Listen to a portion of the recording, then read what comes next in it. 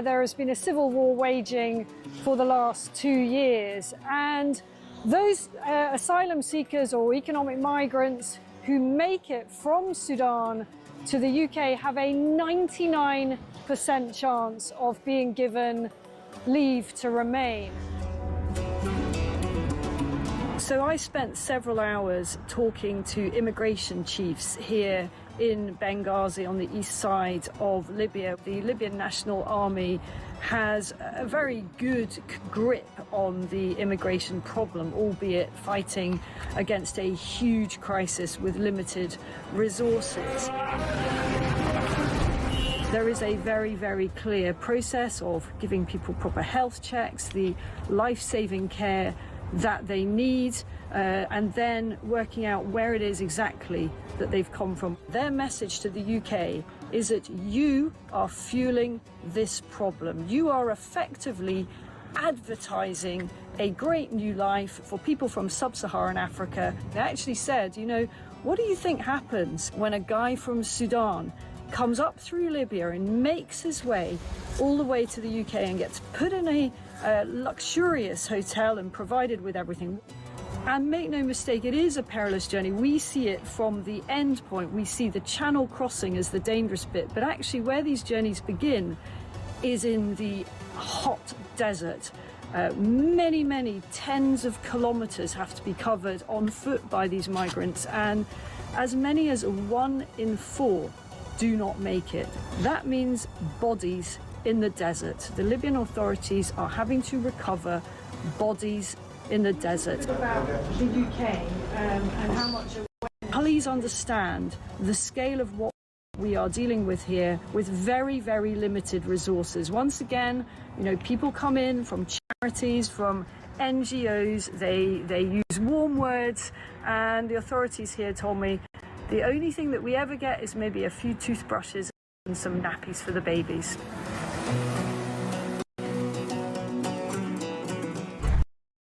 Across the UK, on DAB+,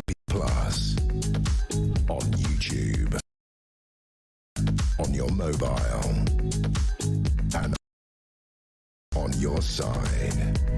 This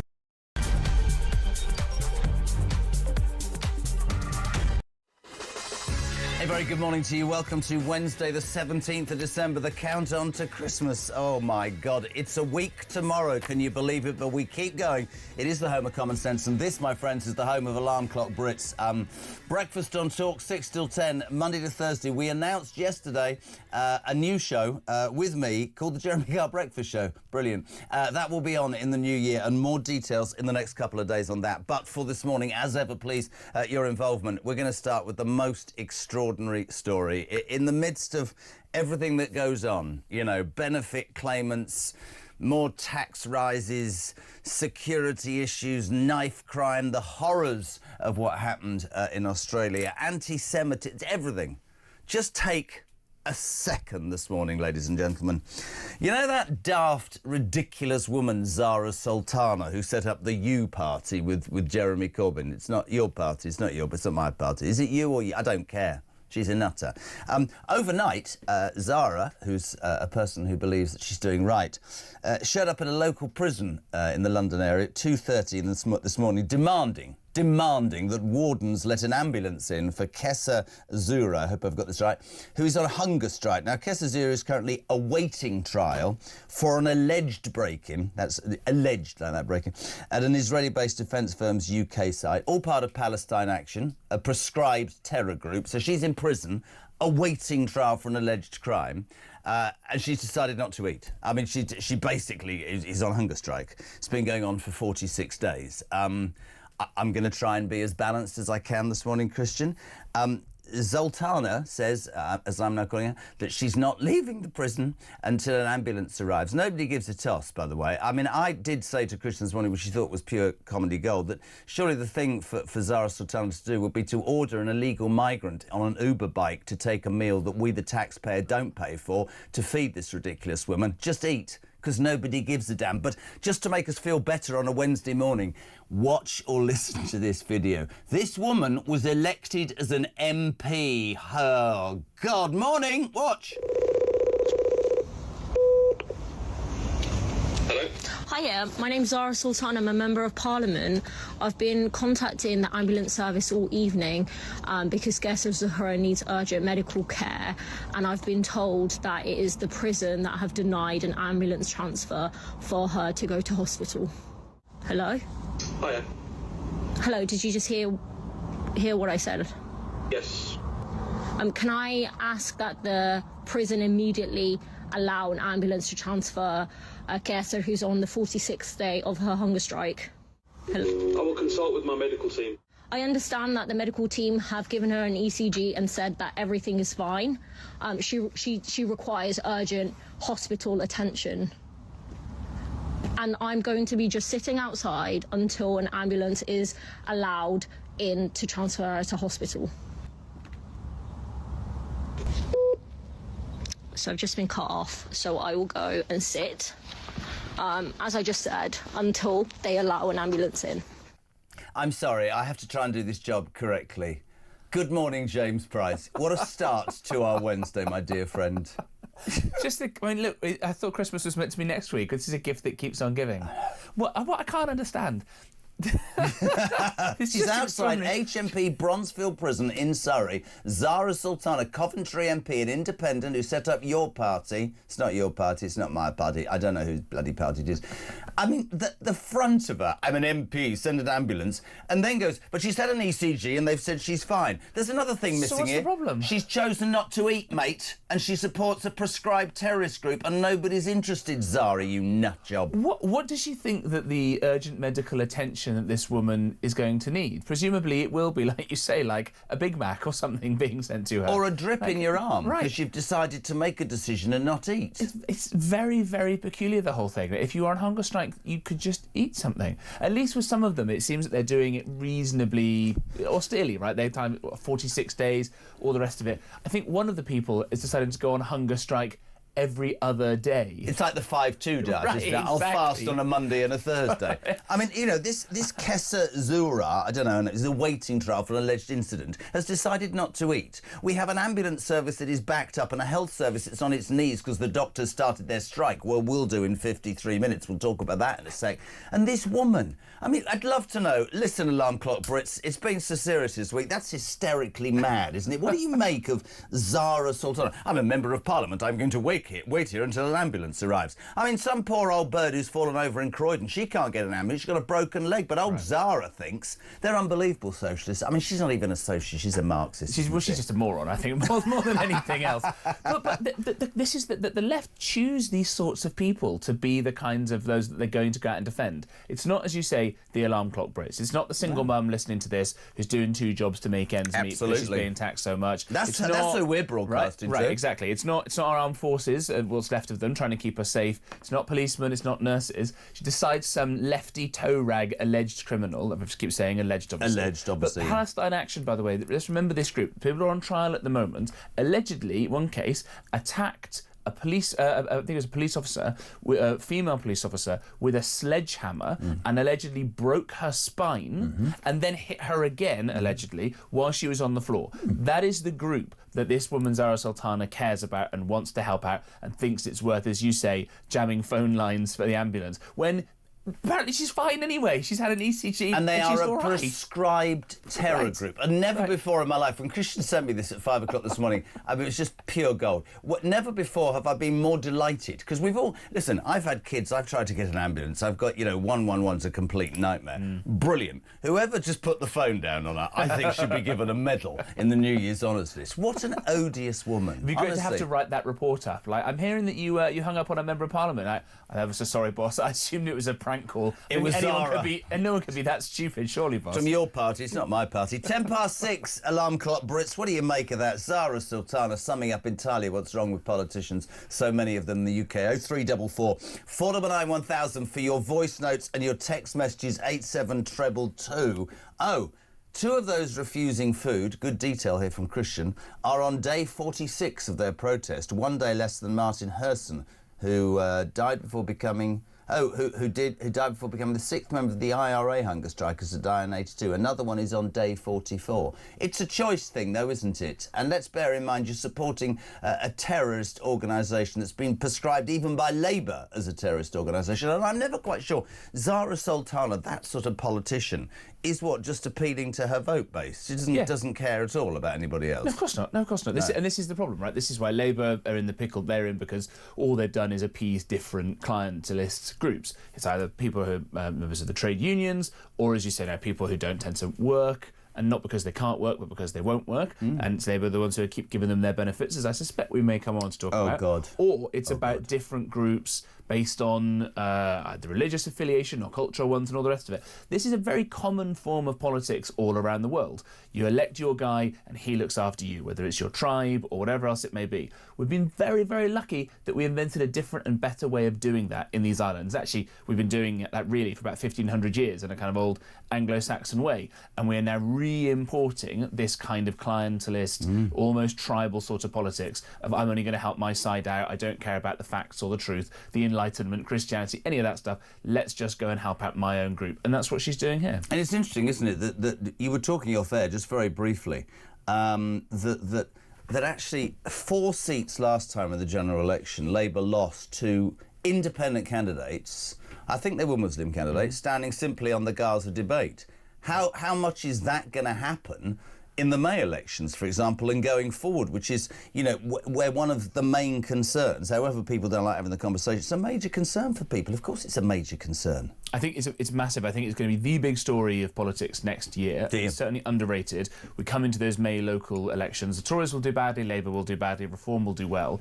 But in the midst of all that, we will be electing a lot more of these people. Let's remember that the Labour front bench, people like Shabana Mahmood, the Home Secretary, Wes Streeting, the Health Secretary, a bunch of these people only very narrowly won their seats anyway. So it could have been even more dramatic in terms of the number of these people elected. They're organising more, and they're not all as moronic as Zara Sultana, bless her. There's an organisation called the Muslim Vote that's designed to do this. There was a Hindu manifesto, there was a Yoruba manifesto. We're seeing this sort of almost balkanisation of our politics. And just one briefly, I came down here this morning on Park Lane. Everyone who's played Monopoly knows it's meant to be a nice area. Yes, £350 on Monopoly. Came down it on Friday midday. I heard something. Oh, maybe it's Christmas carolers. I take my little earphone out. It's, I kid you not, screams of Allahu Akbar over and over again. And there were hundreds of men, and they were obviously all men, no women were allowed, hundreds of these chaps who thought it was perfectly fine to show their faces in broad daylight in London in 2025, campaigning for the release of a convicted jihadist terrorist who is in prison in Italy at the moment. I really struggle with this, and you know, let me just say, in the approach that we have on the show, we've reached out to Zara Sultana, who put the phone down on us, didn't she? I'm not quite sure she didn't want to speak. I mean, listen, honestly, I'll play it again. Zara Sultana of your party, no, not your party, is currently outside HMP Bronzefield in Surrey, demanding the release of Keza Zura, who's awaiting trial for an alleged break-in at his Israeli defence firm. She's from Palestine Action, the proscribed terror group, and she's on day 46 of a hunger strike. I'd love to know what you make of it. I've already painted my picture. I think Zara should get on the phone and get an illegal migrant who's working for Uber to take a Big Mac round and get on with it. Good morning, both. This is Rach. Thanks for that, Jez. I needed a good laugh this morning. Hard to believe that Zara Sultana... Oh, there's a picture of Zara. There she is, outside. Is she single?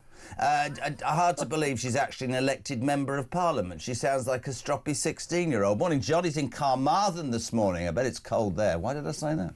Maybe Zara Sultana should have picked up a meal deal or something on the way to prison. I mean, she cares, right? Yeah, absolutely, she cares, of course. Or is it just political posturing? Cliff's in Berkshire. Morning, JK. Any queries, phone Zara directly on 8-0, 8-0, 8-0. Cliffy boy, you win the... Oh, that's brilliant. Golden. Any inquiries to Zara Sultana, currently looking after, I love that, or worrying about a Palestine Action terrorist supporter who's on a hunger strike, phone 8-0, 8-0, 8-0. 6:15. Where do we start, my friends? Benefit claimants. This isn't a great start to your Wednesday, but we might as well go straight in, OK?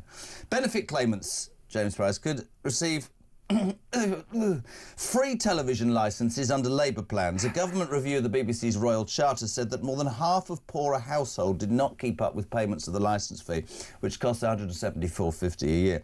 The potential handout to benefit claimants comes as Sir Keir Starmer faces criticism, oh really, for failing to get those lazy people off benefits and into work. Some are lazy.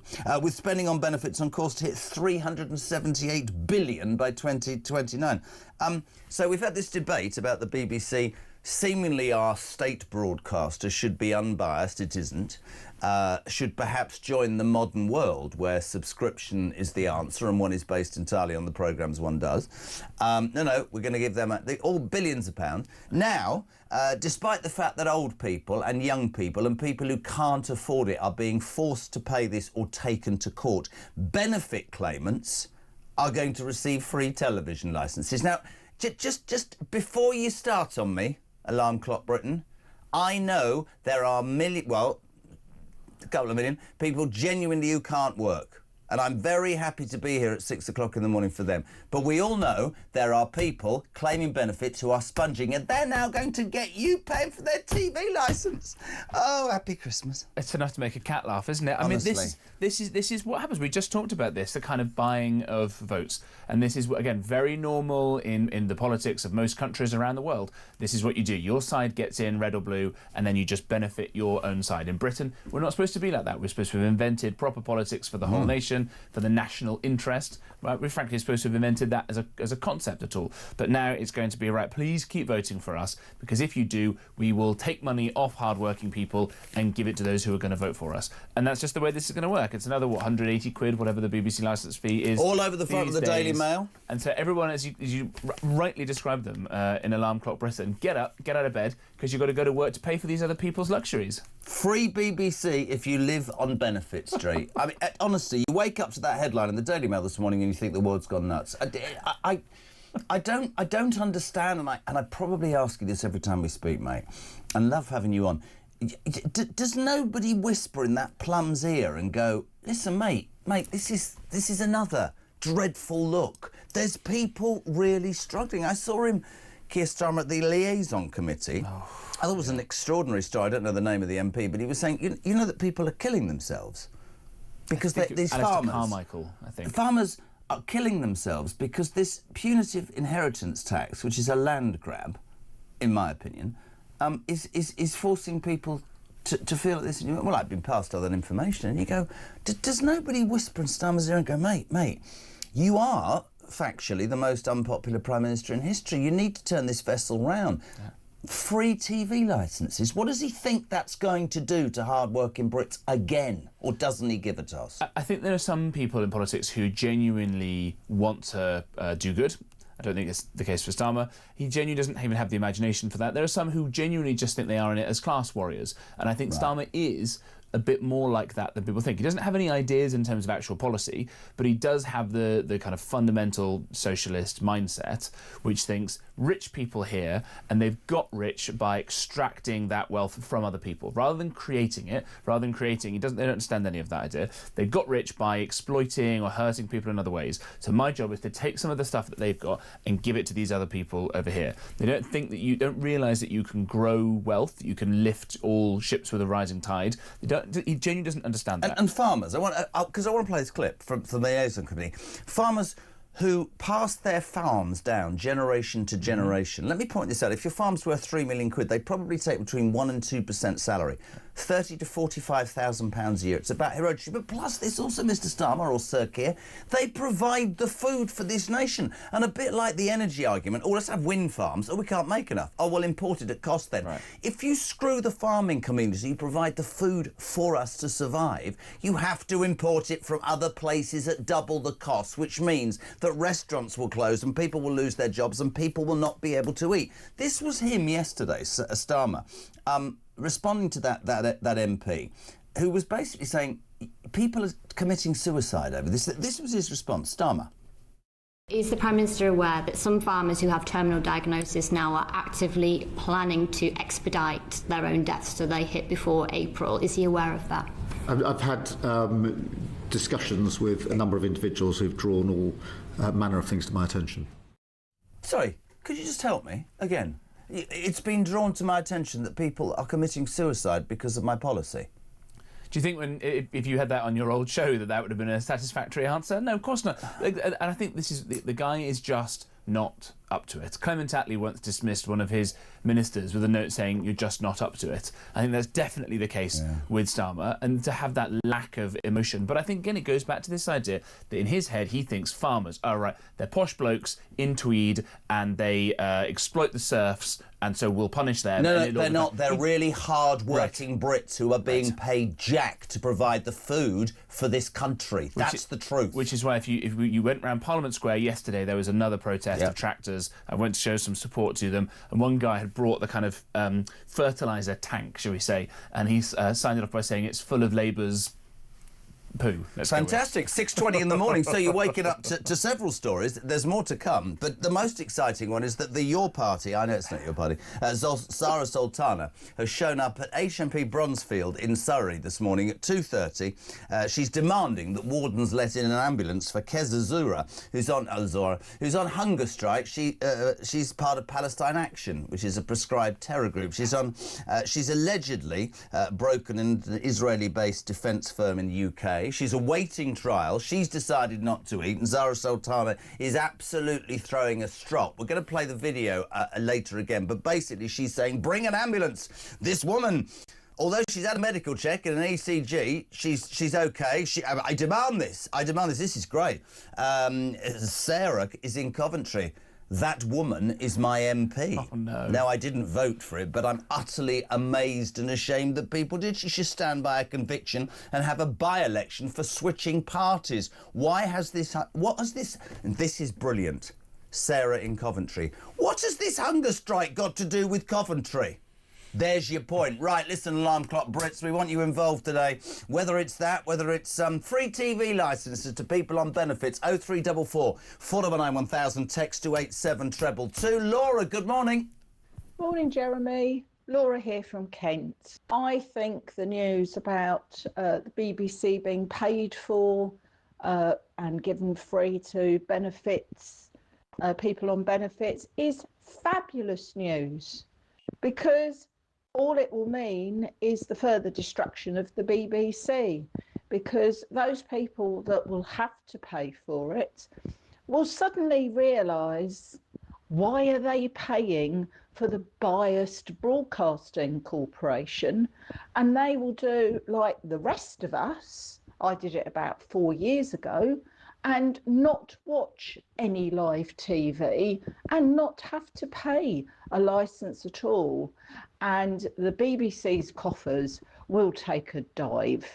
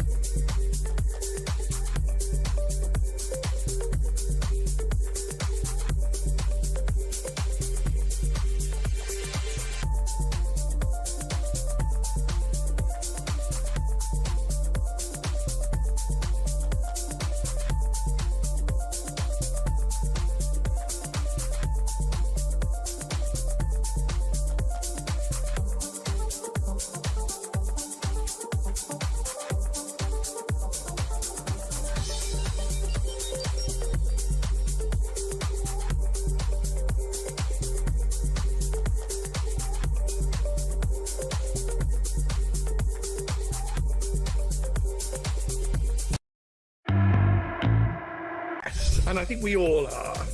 And I think we all know it's going to get worse if this idea of a specific crime against Muslimness comes in. I've been looking at the detail of this. We only have a leak, so I might hold my fire until we have what the government's actually proposing.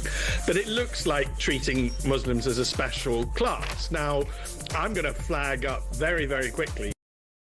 Across the UK, on DAB+, on YouTube, on your mobile, and on your side. This is Talk. The gremlins, the Christmas gremlins are here, 6:25. Welcome to Wednesday, the 17th of December. JK on breakfast with the amazing James Price. And I've got to go back there because TV radio gold this morning at 2:30. Your party MP, no, not your, I know, Zara Sultana has shown up at HMP Bronzefield in Surrey at 2:30 this morning, demanding that wardens let in an ambulance, if there's one available, for Keza Zura, who is on hunger strike, day 46. Now, Keza is currently awaiting trial for an alleged break-in at an Israeli-based defence firm's UK site as part of a Palestine Action protest. Sultana says, honestly, I am not leaving this prison until I get an ambulance. No, I'm not. This is very important. One of her constituents in Coventry said, I've got absolutely no bloody idea what this has got to do with Coventry, but we need a laugh pre-Christmas. This is Zara. Go for it, girl.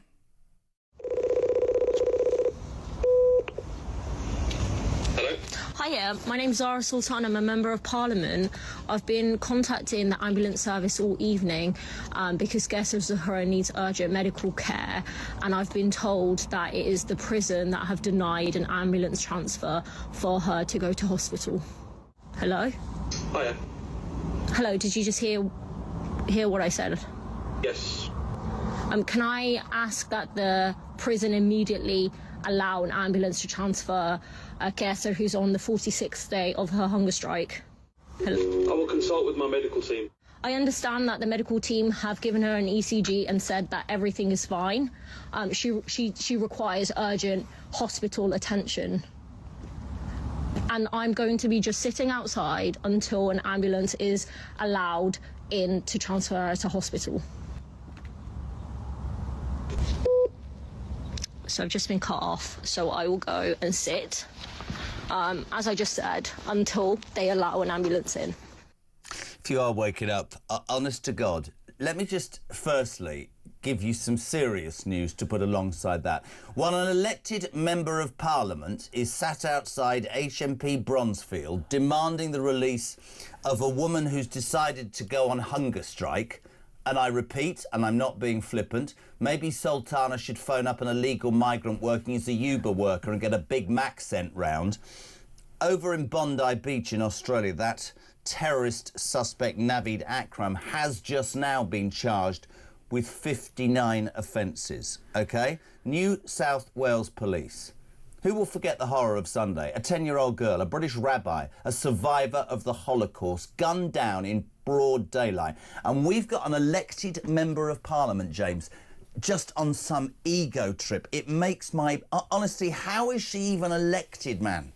Well, this is what happens when we let these sorts of mad and bad and dangerous and disgusting ideas fester and grow in our societies. Yeah. Right? Decades ago, we should have known the problem with this kind of level of Islamist extremism and jihadist terrorism. We should have known this when a fatwa was put out against an author in the form of Salman Rushdie for the crime of writing a book, and there were effigies burned on the streets and calls for people to be killed. We definitely should have known it when 9/11 happened, or when 7/7 happened, or when any number of actual terrorist attacks happened. You get yourself into the situation where Sydney, the day after the October the 7th attacks, whilst they were still trying to find the last Hamas fighters and still trying to work out what on earth had happened, before any thought about retaliation or justice or anything had happened, there were huge numbers of Australians who went round, and you could see them filmed in front of the Sydney Opera House, screaming, amongst other things, "Gas the Jews," and celebrating this. And this happens on the streets of London every damn Saturday and we do nothing. I said it yesterday again, and I'll say it until they drag me from this chair.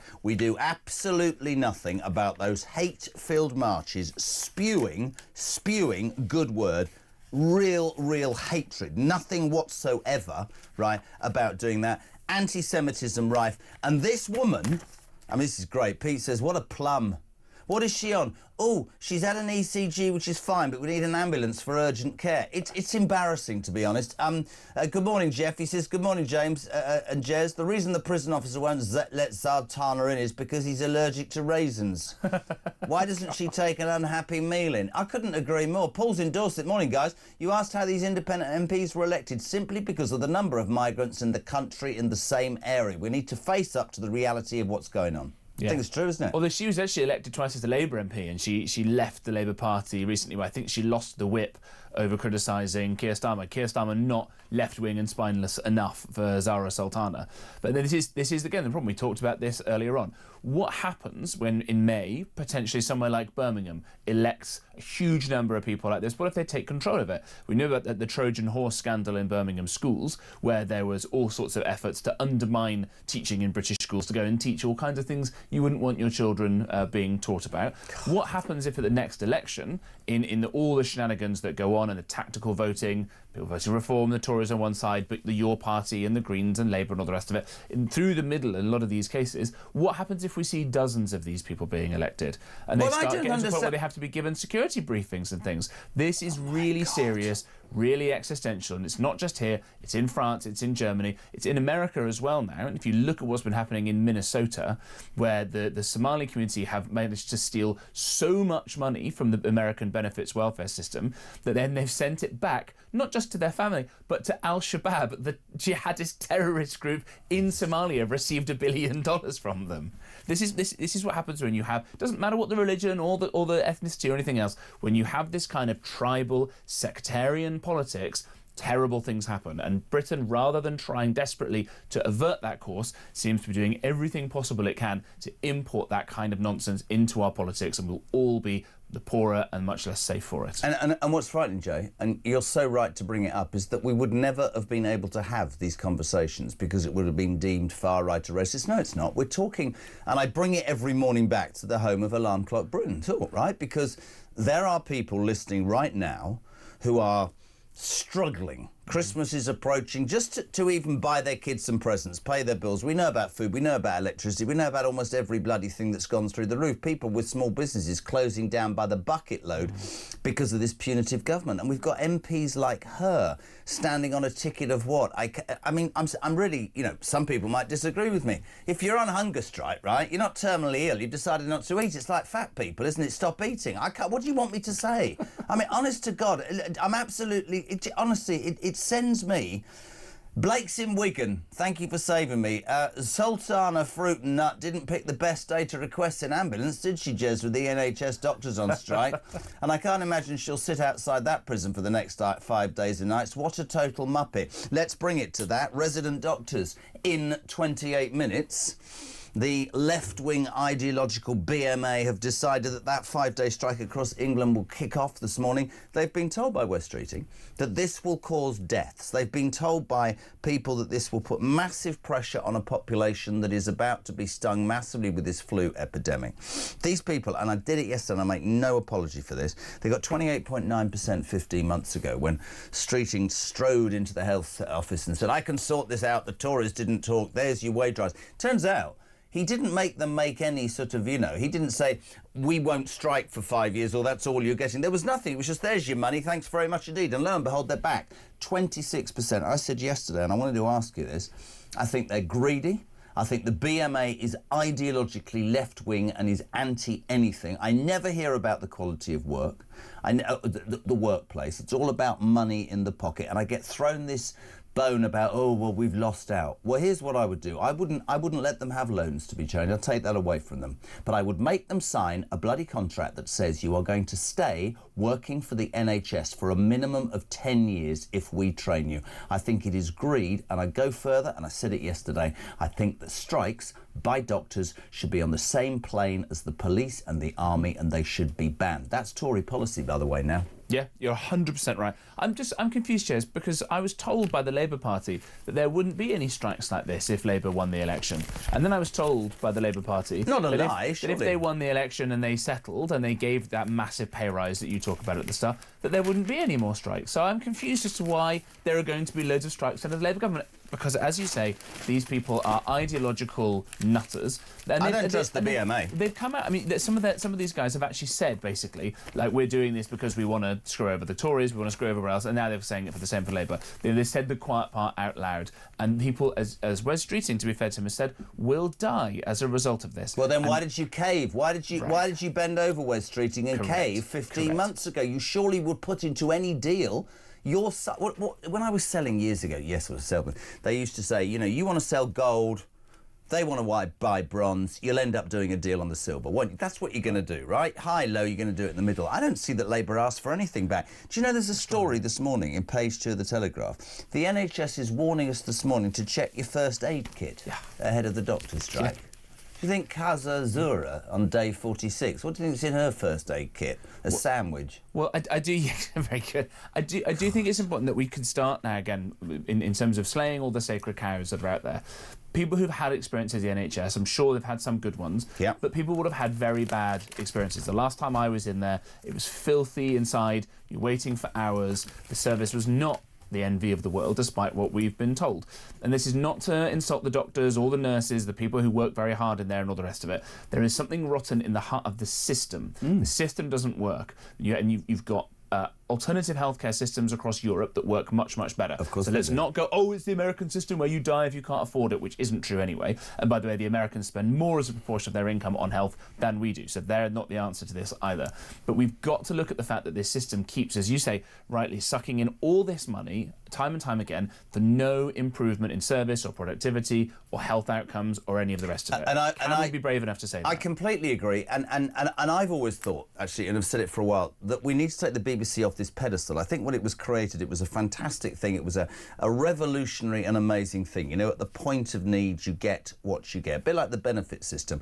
But it is completely warped. Something I know, something I've said repeatedly, which again goes down like a lead balloon with some, I believe that part of the problem with the NHS, apart from people abusing it, apart from people in jobs that are patently, you know, not going to save lives, I think the numbers of people that come into this country and the numbers of people that are sponging, that are getting to the front of the queue and taking away that care from an indigenous population that's paid for it is despicable. I don't give a damn. We've got an ageing population, a bigger population. We need to get the NHS off a pedestal and change it because it's not going to get any better.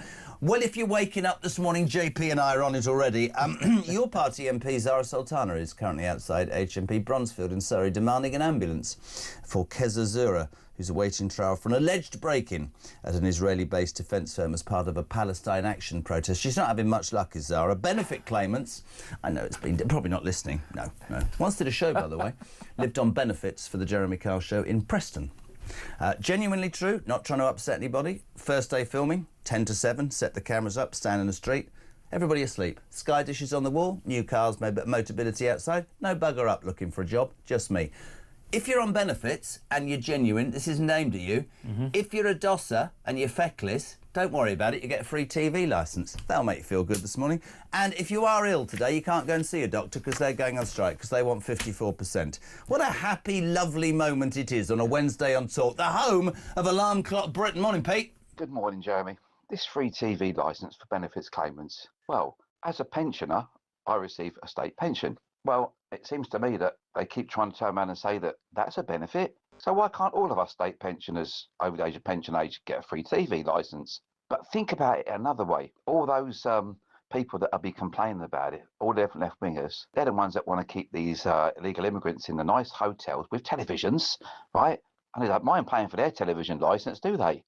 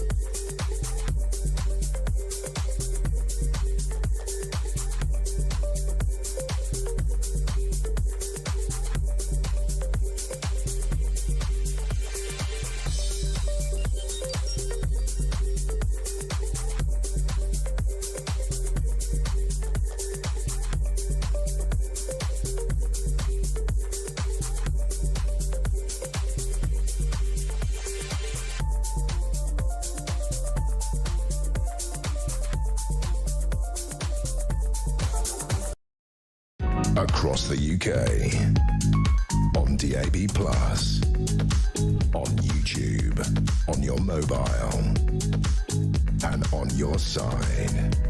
This is Talk. A very good morning. I don't know why I've got a spring in my step and my hat is at a jaunty angle. Good morning to you, 20 to 7.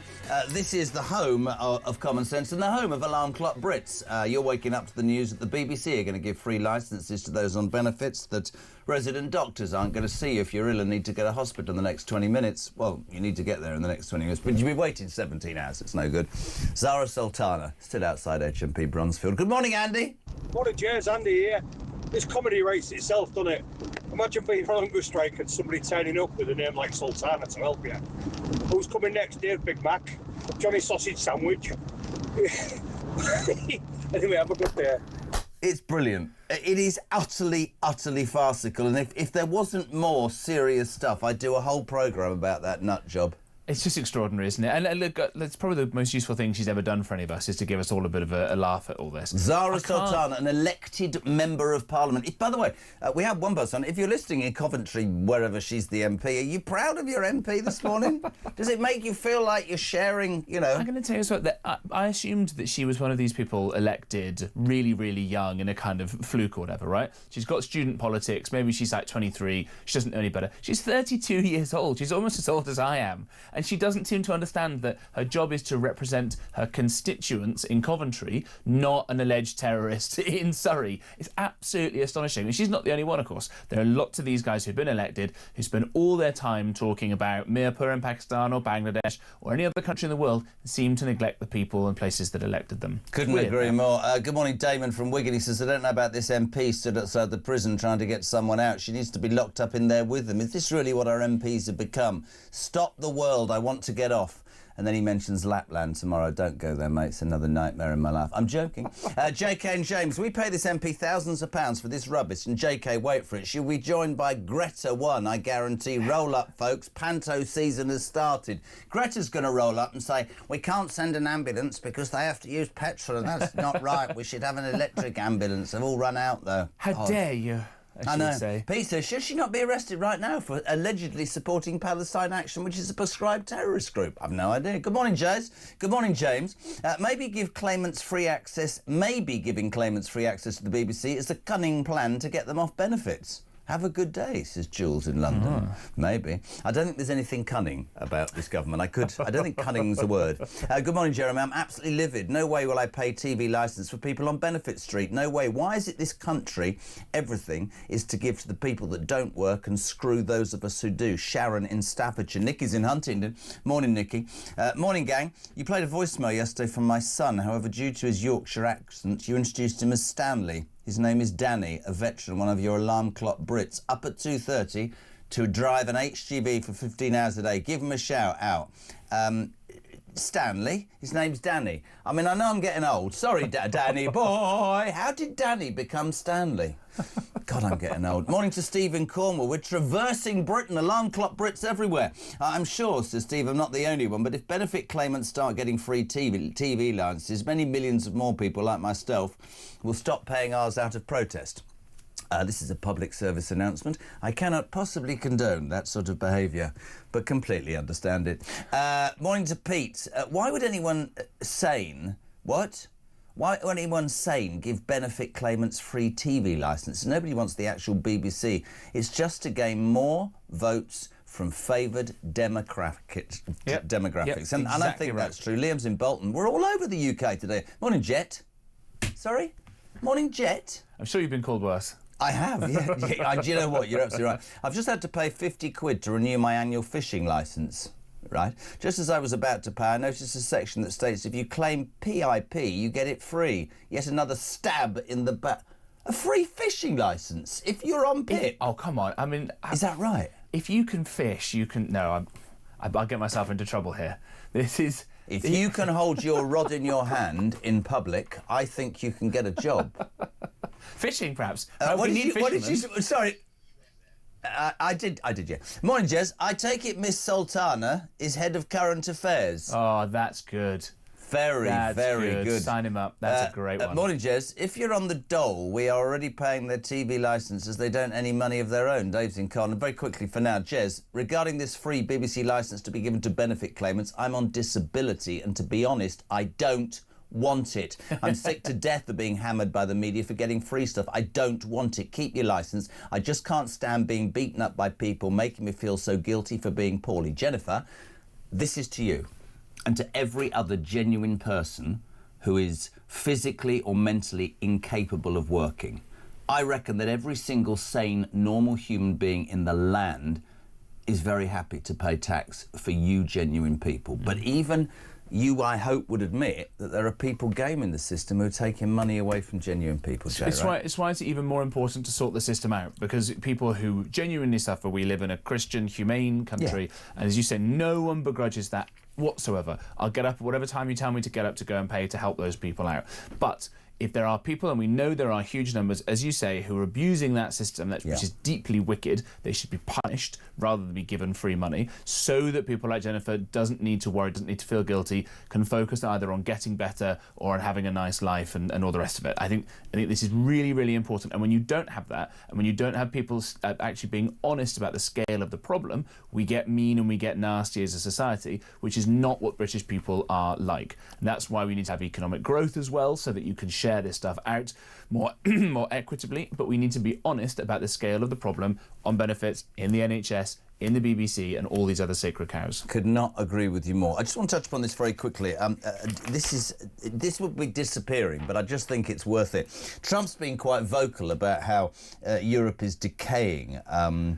That the British governments and European governments should do more for their own people, which is music to my ears. I don't condone everything he does. I thought his comments about Rob Reiner this week were ridiculous and stupid, and sum up why so many people are anti-Trump. But in terms of what he said, I thought he was dead right.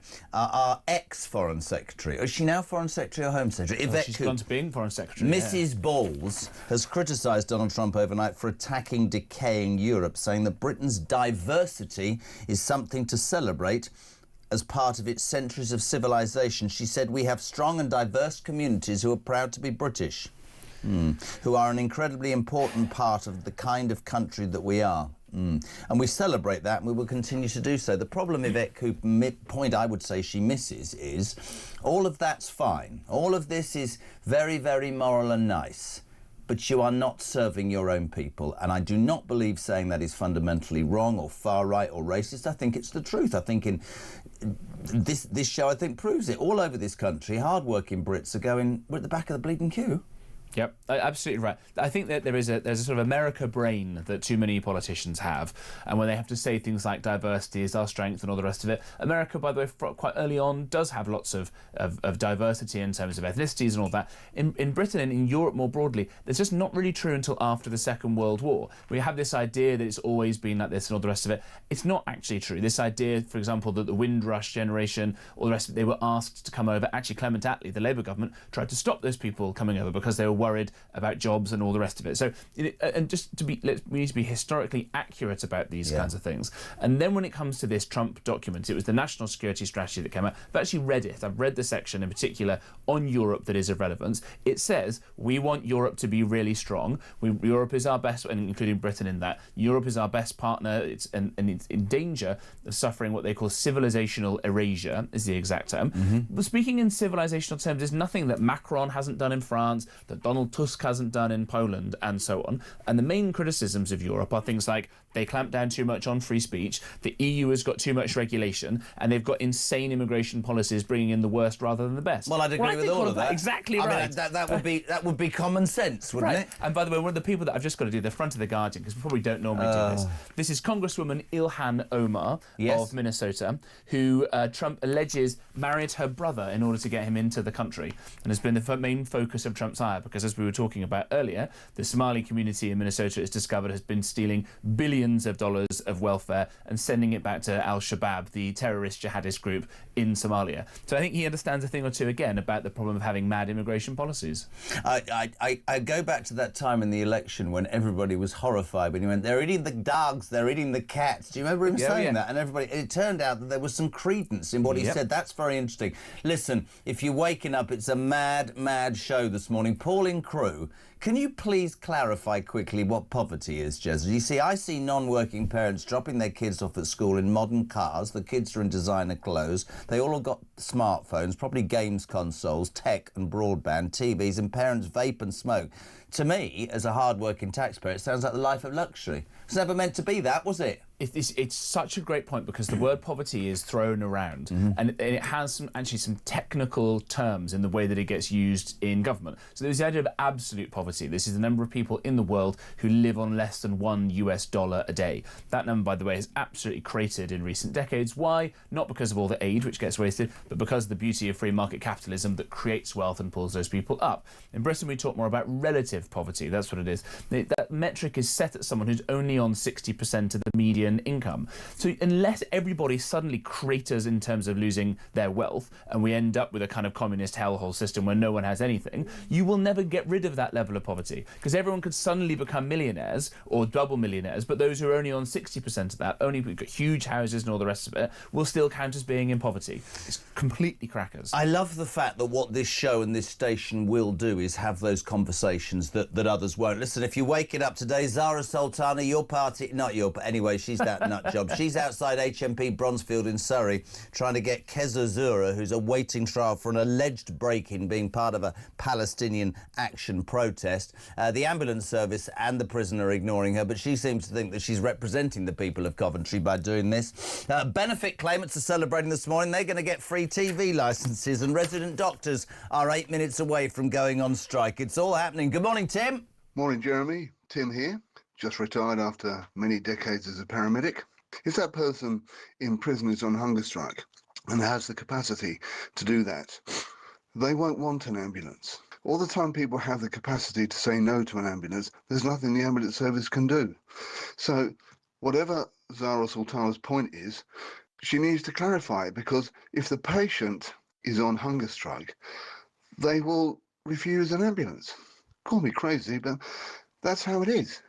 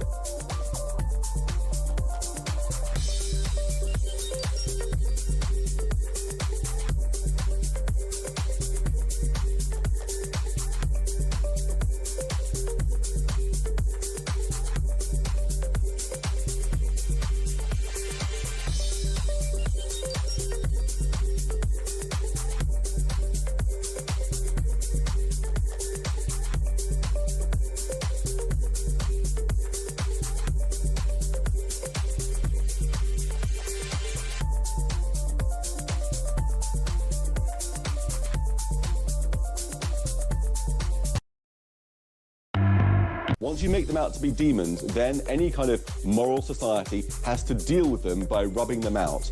That is the logic of Hitler. He said that Jews were a cancer they had to be got rid of because of the effect on our society. That was the logic of medieval anti-Semites, saying Jews killed Christ. They're a bad influence, we've got to get rid of them. And if you wrongly say and falsely say that Jews are guilty of genocide, you're doing the same thing as Hitler did. You're exaggerating any normal war into an act of depraved evil.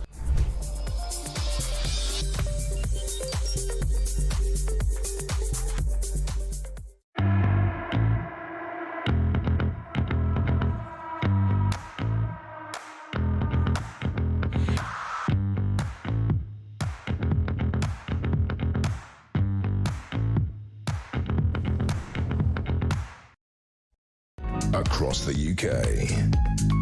On DAB+, on YouTube, on your mobile, and on your side. This is Talk. Oh my God! Welcome, the home of common sense. There isn't much common sense going on this morning. Zara Sultana is outside that prison in Surrey, demanding an ambulance for a hunger striker and being told to do one. I love this. Zara Sultana is currently raising the bar for idiocy in British politics. Thank you. So she's there. Benefit claimants are celebrating free TV licences, and resident doctors are 4 minutes away from telling you to shove it. But let's just finish with James in a slightly light-hearted way. Front of the Telegraph. Help me out. This is where I don't understand anything. New homes will have to include special bricks for endangered birds. The headline is all new homes built with special bird bricks. Despite Rachel Reeves's pledge to stop wildlife rules hampering growth, in a shake-up of England's planning rules, Labour will insist that new builds are fitted with nature-friendly features such as swift bricks, hollow nesting boxes that fit into walls. What could possibly go wrong? What a bird-brained idea this all is. I like the idea. I like the idea of us looking after birds. I've got a picture on the screen. Oh, I mean, I'm going to get into real trouble, but it's a hole in the wall. It's literally a hole in the wall. I mean, honest to God, we start this hour with Zara Sultana and we finish it with this Labour government wanting to build bricks with holes in so that birds can nest. What is wrong with these people? Maybe if there was any actual evidence that this would work, we could have a conversation about it. Yeah. But as the article points out, this is not too dissimilar from the infamous Bat Tunnel. And this is not where Batman used to escape in the Batmobile. This was something part of HS2. There was some concerns that the tunnelling might hurt bats. So they built at the cost of £100 million. It's quite a lot of BBC licence fees, Yes, quite a lot of meals for Zara's mate. It is, yeah. £100 million, a bat tunnel. That they had no evidence it would actually help the bats get from one side to the other. And then, in fact, there was some evidence that it might actually become a bat-killing tunnel because they couldn't find their way out of it. These are the people we've got running the country, and we wonder why we're in the position we're in. It is actually very frightening, is it, to even contemplate that there's this much idiocy going on. So, whatever you're doing this morning, I mean, I'm at a loss sometimes to even know what we're supposed to talk about. I've got to repeat what's going on. You party, do you want to play it now? I think it's great. If you're just waking up as you head towards 7, your party, I know, Zara Sultana, the one that argues the toss of Jeremy Corbyn, has overnight decided to go to HMP Bronzefield Prison to demand an ambulance for Kessa Zura, who's on hunger strike because she's been alleged to be part of a break-in in an Israeli-based defence-style protest for Palestine action. Anyway, this is Zara. Have a laugh. You need it.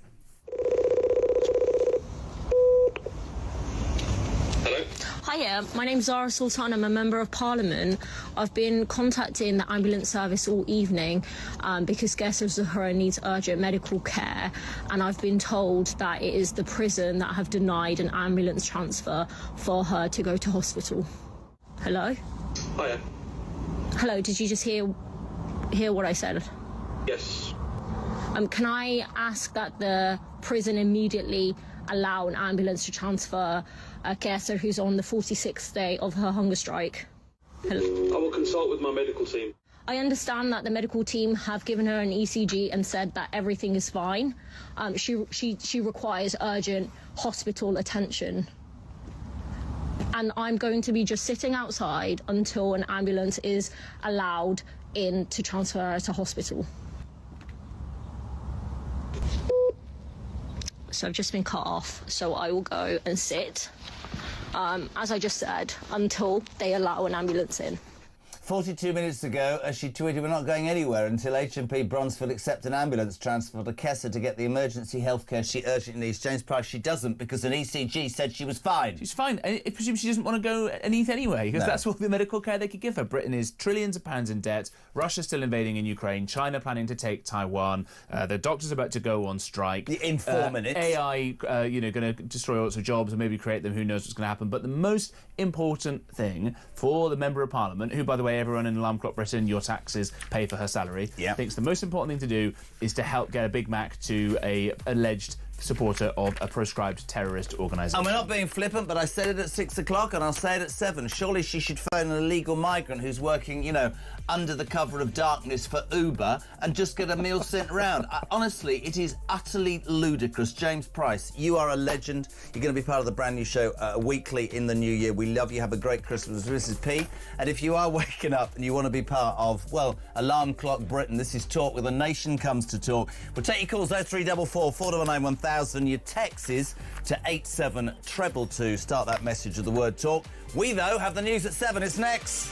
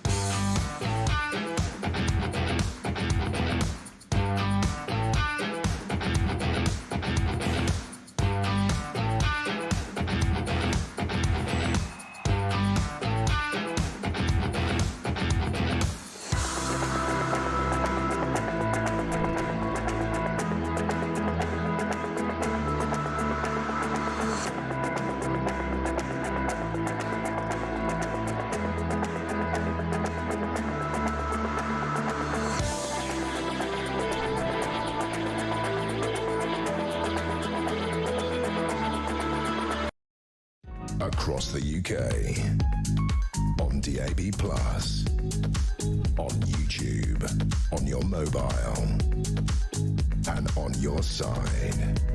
This is Talk.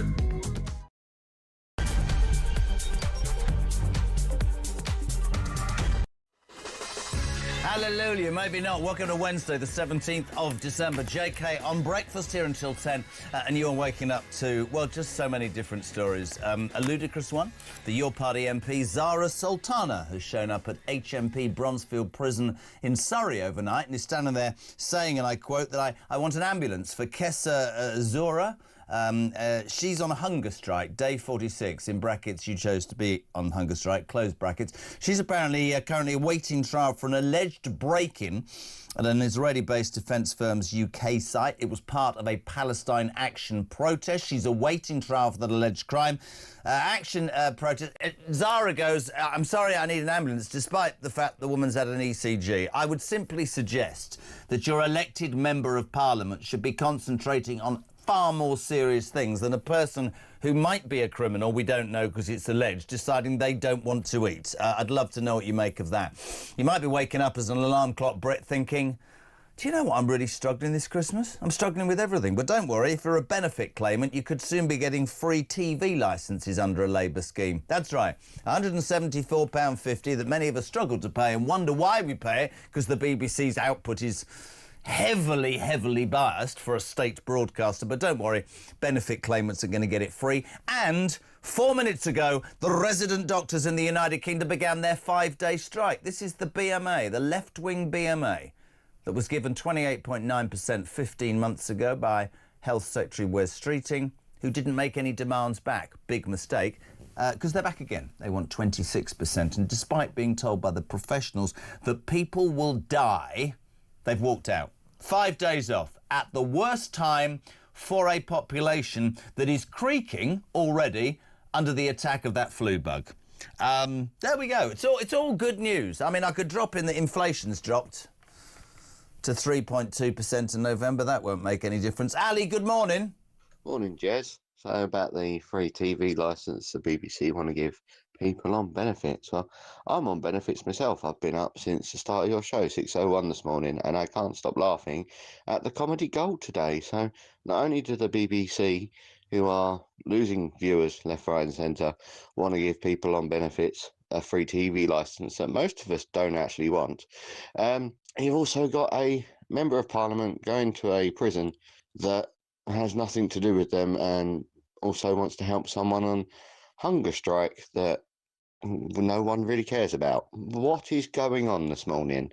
I've woken up thinking I'm in a sitcom.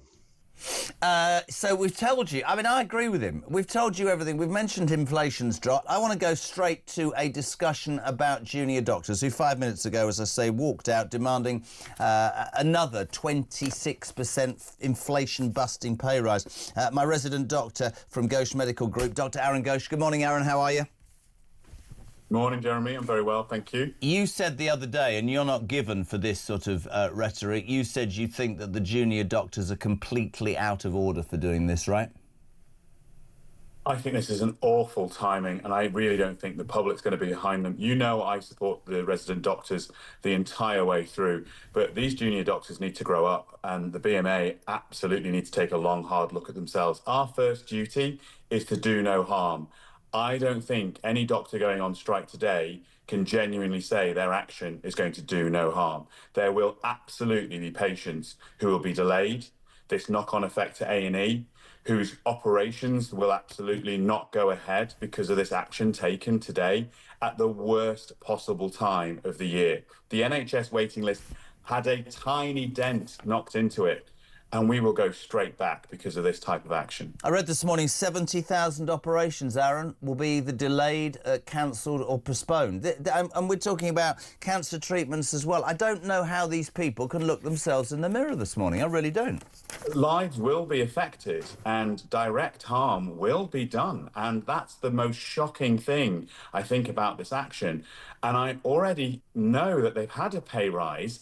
There is negotiation still to be had. They should still be talking and not taking this type of action, which is harming the most vulnerable people in our society. You said at the beginning, and we've known each other years, you've always been quite sympathetic. You've changed your stance. Some people have always said, yeah, but the British public are very supportive of junior doctors. I think that has ebbed away. I think that nurses who got a measly 5% probably retain great sympathy amongst the British public. But if you try telling the private sector, Aaron, that these people want a total of nearly 55% over 15 months, they'd laugh in your face. The private sector might get 3%, 2% every, I don't know how many years. It is ludicrous. We cannot afford it. And you're right, morally, ethically, and in terms of what I guess a doctor signs up for, I don't know where their conscience is this morning. I really don't. I really don't.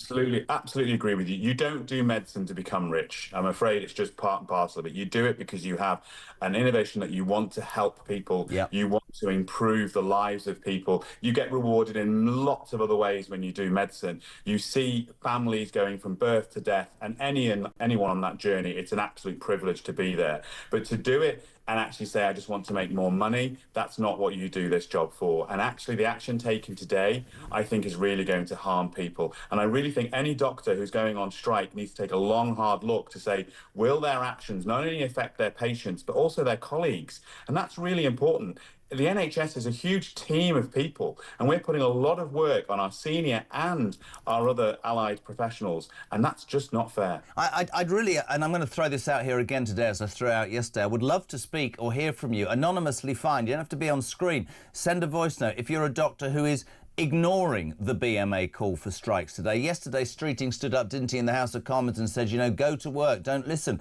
The union, 77,000 could have voted, only 29,000 people, so no way a majority voted for this strike. I'd like to hear from doctors who generally, like Aaron, believe that it goes against the grain. And the other thing is, just quickly, Aaron, I never hear them talk about conditions. I said it earlier, it's all about money in the pocket, and that's where I think people are going, as you said, what are you in it for then? Are you in it to make the world a better place, look after people, or is it simply to line your own pockets? And they'll go, yes, but we were crushed for years. So have many people been. We're skint as a nation. You can't pay people what you can't afford to.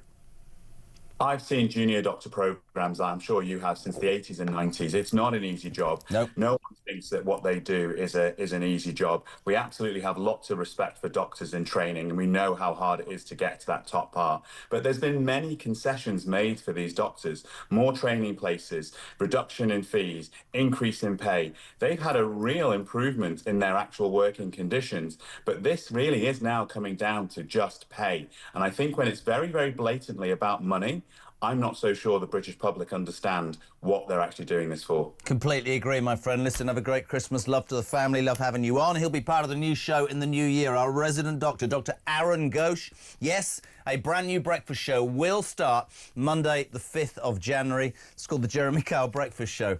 Nice.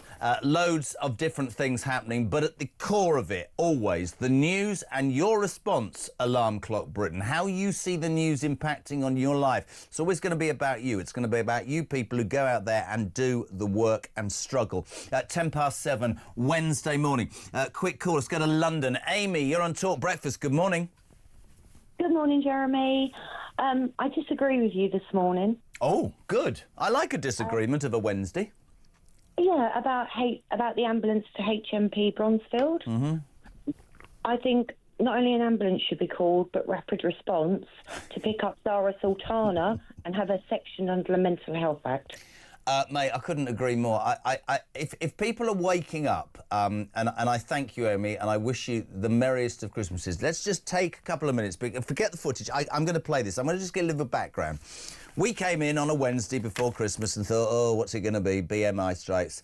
And Christian, the world's greatest producer, said, TV and Radio Gold, JK. Your party, I know the jokes, their MP Zara Sultana showed up at HMP Bronzefield Prison in Surrey overnight at 2:30, demanding that wardens let an ambulance in for Kessa Zura. This is a lady who is on day 46 of a hunger strike. She's currently awaiting trial for an alleged part in a break-in to an Israeli defence-style firm. It's all part of Palestine Action, in brackets, a prescribed terrorist organisation, close brackets. Anyway, old Zara turns up and plays the big cheese. This is the best video I have ever seen / worse. Watch.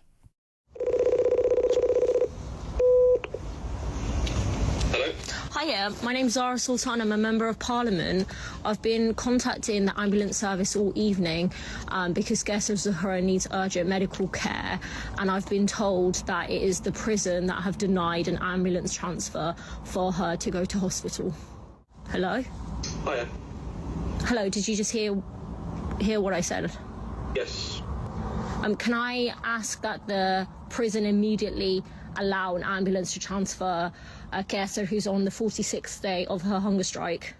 Hello? I will consult with my medical team. I understand that the medical team have given her an ECG and said that everything is fine. She requires urgent hospital attention. And I'm going to be just sitting outside until an ambulance is allowed in to transfer her to hospital.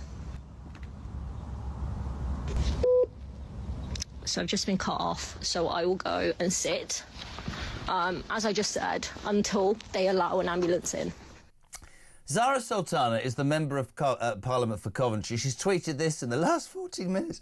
We're not going anywhere until HMP Bronzefield accept an ambulance transfer for Kessa to get the emergency health care she urgently needs. Now, for some reason, she was elected as an MP. I didn't know she was a bloody doctor as well, because I thought the ECG had said, this woman's all right.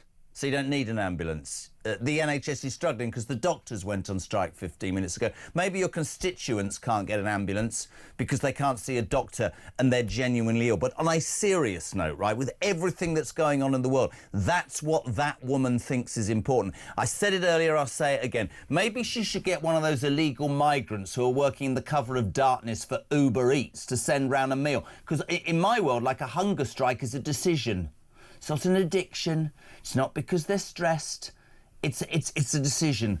I'm going to get some normality back on the Jeremy Kyle Breakfast Show. Good morning, Sir John Redwood, former Conservative B Cabinet Minister and appearing in Panto somewhere near you very soon. Is it after the break, Sir John Redwood? See, now now I look stupid, but I'm OK with looking stupid.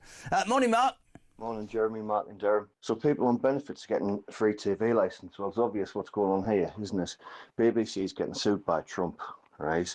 People on benefits generally don't pay TV licences anyway. So it's just a good way of diverting money from the government back into the BBC by the government paying for their free TV licences. Simple, isn't it? Cheers, mate. Bye-bye.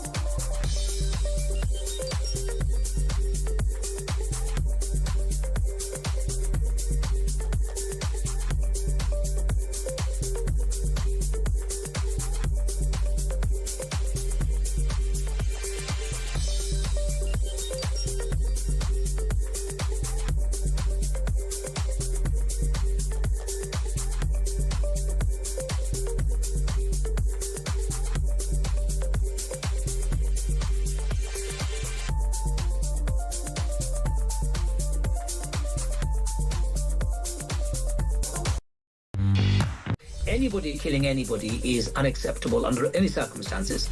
So I stand firmly with you, with the world, in condemning the atrocious attack on those people who are celebrating, the Jewish communities who are celebrating a very special day for themselves. And the people who have carried out that heinous crime should be apprehended, tried for their crimes, and put behind bars and locked away for good.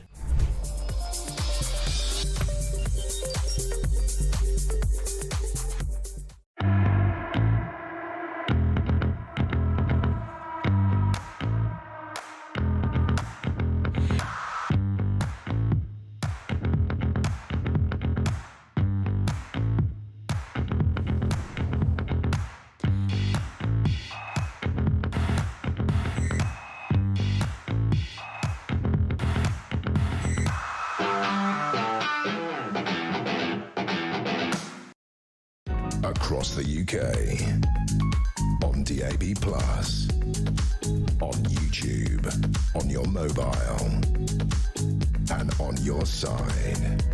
This is Talk. Morning alarm clock. Brett's just gone 7:15. JK at the control. Some breaking news this hour. UK inflation fell to 3.2%. from 3.6% in November. We'll try and get an expert on to equate what that means, but essentially it will mean nothing as we head towards Christmas. It's not going to affect the cost of presents or food, but inflation dropping. No doubt the Labour government will jump on that and say success in the economy. UK inflation dropping. Also that breaking news we gave you earlier, the Bondi Beach attacker, the suspect Naveed Akram, the son who survived, the father dead, has been charged with 59 offences, including a terror charge. New South Wales Police have just informed us. As ever on the show, your calls, your text, always welcome. Voice notes 0344 499 1000, text to 87222. He casts a cursory look at Christian before he opens his mouth. He gets a nod. We say, take two. A very good morning to ex-Cabinet Minister, legend and soon to be in Panto, Sir John Redwood. Good morning, sir. Good morning. Well, I still haven't got the Panzo offer, but who knows? Who knows? We'll do it one day, Sir John. Now, I always thought of you, and I've said it before and I'll say it again, should have led the Tory party, proper MP, proper intelligent man. I would love your reaction. Have you seen the Zara Sultana video this morning? No, I haven't. Tell me about it. Right, I'm going to have to play it again, and I make no apology for this because it's Christmas. So this is a member of Parliament for Coventry. You know, she turned up at HMP Bronzefield Prison in Surrey this morning, John, demanding an ambulance for hunger striker Kessa Zura, who's awaiting trial for an alleged break-in of an Israeli defence staffing part of Palestine Action. I'm sorry to keep playing this, but it's utterly brilliant / excruciatingly true to watch. Here she is. Have a watch, John. This is Zara Sultana. Hiya, my name's Zara Sultan. I'm a Member of Parliament. I've been contacting the ambulance service all evening because Kessa Zahra needs urgent medical care, and I've been told that it is the prison that have denied an ambulance transfer for her to go to hospital. Hello? Hiya. Hello, did you just hear what I said? Yes. Can I ask that the prison immediately allow an ambulance to transfer Kessa, who's on the 46th day of her hunger strike? Hello? I will consult with my medical team. I understand that the medical team have given her an ECG and said that everything is fine. She requires urgent hospital attention. And I'm going to be just sitting outside until an ambulance is allowed in to transfer her to hospital. So I've just been cut off, so I will go and sit, as I just said, until they allow an ambulance in. Sir John Redwood, who served in Her Majesty's government as a cabinet minister, I wish you could see his face. That's a member of Parliament, my friend. I know. She obviously doesn't understand the job, and she doesn't understand that medics make these kind of judgments and the prison service has medical advice. But the woman's had an ECG. John, she's had an ECG and he's fine. And there's people the length and breadth of this country who can't get an ambulance. We've got a junior doctors' strike that started 20 minutes ago. The idiocy of that woman highlights how many people, and you know my respect for you, are actually in Parliament who damn well shouldn't be, my friend. Well, the electors decide who's in Parliament, so I'm not going to start criticising the electors, but you could certainly criticise the parties for some of their selections. Yeah. And this is not a wise one, and very clearly this is a very foolish intervention in a very difficult situation where we're already spending a lot of public money on professionals to deal with the case, so it doesn't need the MP to intervene when she clearly can't know the medical circumstances. I love him, Sir John. Straight as anything. Right, let's get you on the main news of the day, my friend. Benefit claimants, you'll love this, could receive free television licences under Labour plans. A government's review of the BBC's Royal Charter said that more than half of poorer households did not keep up with payments. So a way of making this work is to give it free to those on benefits. Now, we always have to use the caveat here, and it's important that there are many people on benefits genuinely who can't work, and we support them. That's the basis of the system. But you and I know, and everybody else does, John, that there are now hundreds of thousands of people gaming the system. And this is yet another kick in the teeth for alarm clock Brits who work their backsides off every day and get absolutely zilch, and they look at this and they go, why do I bother living my life correctly? Well, that's right. A lot of the people watching and listening to your programme now are in a desperate hurry because they need to get out to join the local traffic jam and see all the roadblocks that Labour and Liberal Democrat councils have created to impede them getting to work. And then they've got Rachel Reeves in the Treasury wanting to take money off them as soon as they're at all successful or get a pay rise. So, yes, there's a huge imbalance. But the BBC is a huge problem. And it is letting us down as a country because we are losing our position in the world media industry. We've got lots of very talented people here. We've got some very good start-up and newer companies, but the BBC is still the dominant force, and it is now tiny compared with Netflix and Amazon Prime and Comcast and the American giants. And the American giants are coming in here and selling entertainment to people in the private market, and just bypassing the licence fee. So there are more and more people now paying a licence fee when they don't want to watch BBC and when they're having to pay twice because they're they're paying for the content they are getting from others. And that is the problem the government has to address. And it needs to be far more radical.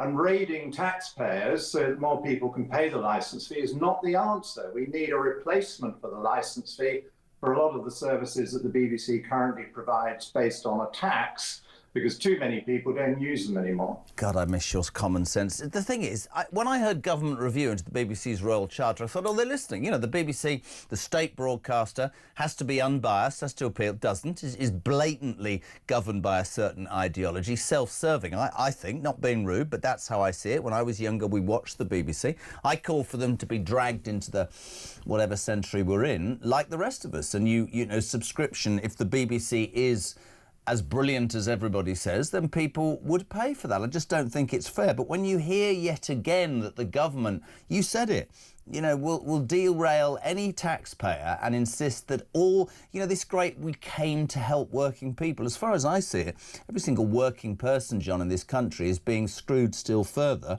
on a daily basis by this government. Can I ask you about your response this morning? Resident doctors 25 minutes ago began their 5-day strike across England. They got 28.9% 15 months ago, and it turns out Wes Streeting didn't make any demands on them. That's not how I believe a deal should work. Now they want another 26%. You might accuse me of being outrageous here. I don't mean to be. I genuinely believe this. I think the BMA is an outrage and harks back to the days of those unions thinking they could control government. I think it is greedy, and there's a part of me that strongly believes they should be banned from striking like forces like the police force and the army. I think it's an outrage, John. Well, that is Conservative policy, that they think there should be legislation to control strikes or make them illegal for key workers. And then you've obviously got to treat your staff well. There's been this big breakdown between this government and the doctors. And do you remember all the promises before the election, that it was just the nasty Tories that were preventing a settlement, and that they would give them some money, they would settle that pay claim, and then we'd all live happily ever after? And as some of us warned at the time, I'm sure you did as well, that if you give people a lot of money with no strings attached whatsoever, they'll say, well, this is a weak management, we'll come back and try again next year as well. I'm all in favour of doctors being better paid, but there are lots of working practices that could be improved, and maybe they can have better backup. I'm all in favour of them having a better deal so that when we paid for all their training, they're more likely to get a job. That is something that the doctors are right about. But that has to be put together by a government that is seen to be strong as well as fair.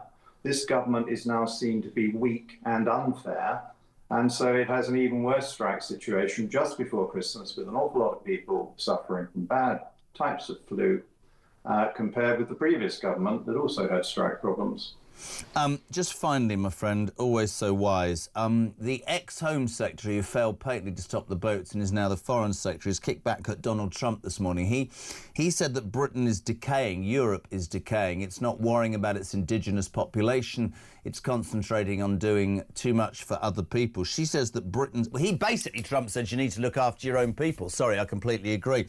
She says that Britain's diversity is something to celebrate, John, as part of its centuries of civilization. That perhaps tells us a lot that we need to know about this government. A government that, when those women down at the Bell Hotel in Epping and the council went to court and said this is dangerous, having illegal migrants amongst schoolgirls with a school next door, our own government took the council to court and said the rights of migrants were more important than the rights of the local population. Well, that's right. And it's, again, a question of balance, isn't it? All of us welcome genuine asylum seekers, and we're pleased that we've got a great variety of people in our country, and most of us get on with each other very well, and we don't think it's an issue. But what we've seen is extreme levels of migration under the previous government and under this government. We've seen this government promise to smash the gangs and effectively stop all the illegals, and not only failing to do so, but seeing it going up again a lot. And this government removing some of the controls over migration. The last government, towards the end of its tenure, actually got round to putting in and started to get the numbers down. There are just too many people coming in. Too many of them end up on benefits or in low-paid jobs with benefit top-up. There's too much pressure on limited housing resource. And so once again, it's alarm clock Britain that feels they're getting the wrong end of the deal. Completely agree with you, John. Listen, it's always a pleasure. We wish you and the family a very happy Christmas. Maybe panto for you and me next year, but we'll speak to you in the new year. Thank you so much indeed. So John Redwood, former Cabinet Minister, 7:28 Wednesday morning.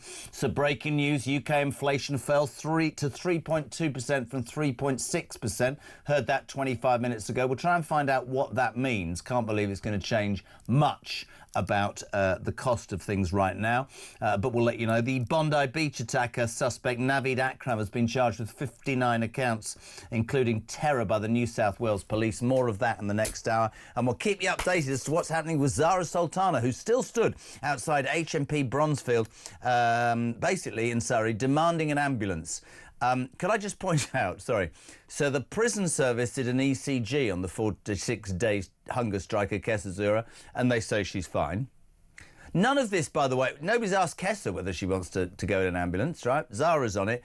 The ambulance service have obviously considered her to be a nutter as well because they're not responding, but she's there and she's saying, come and join us if you can. We asked her to join us. We got no response. 7:30.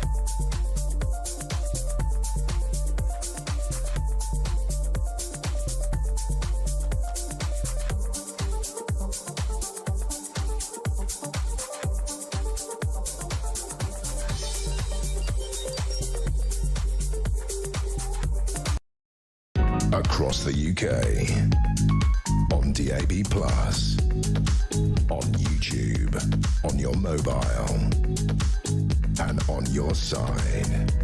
This is Talk. Welcome back, team. It's the home of Alarm Clock Britain and Common Sense. This is Talk Breakfast. JK here. So Steve in Cambridge says, morning, Jez. I'm on benefits due to a terminal illness. What an insult, excuse me, to get the BBC licence for free. A failing news broadcaster. Steve, you're the man. Linda, morning, Jez. Zara Sultana is pathetic. I love the call handler. He sounds so unimpressed, yeah, Anne.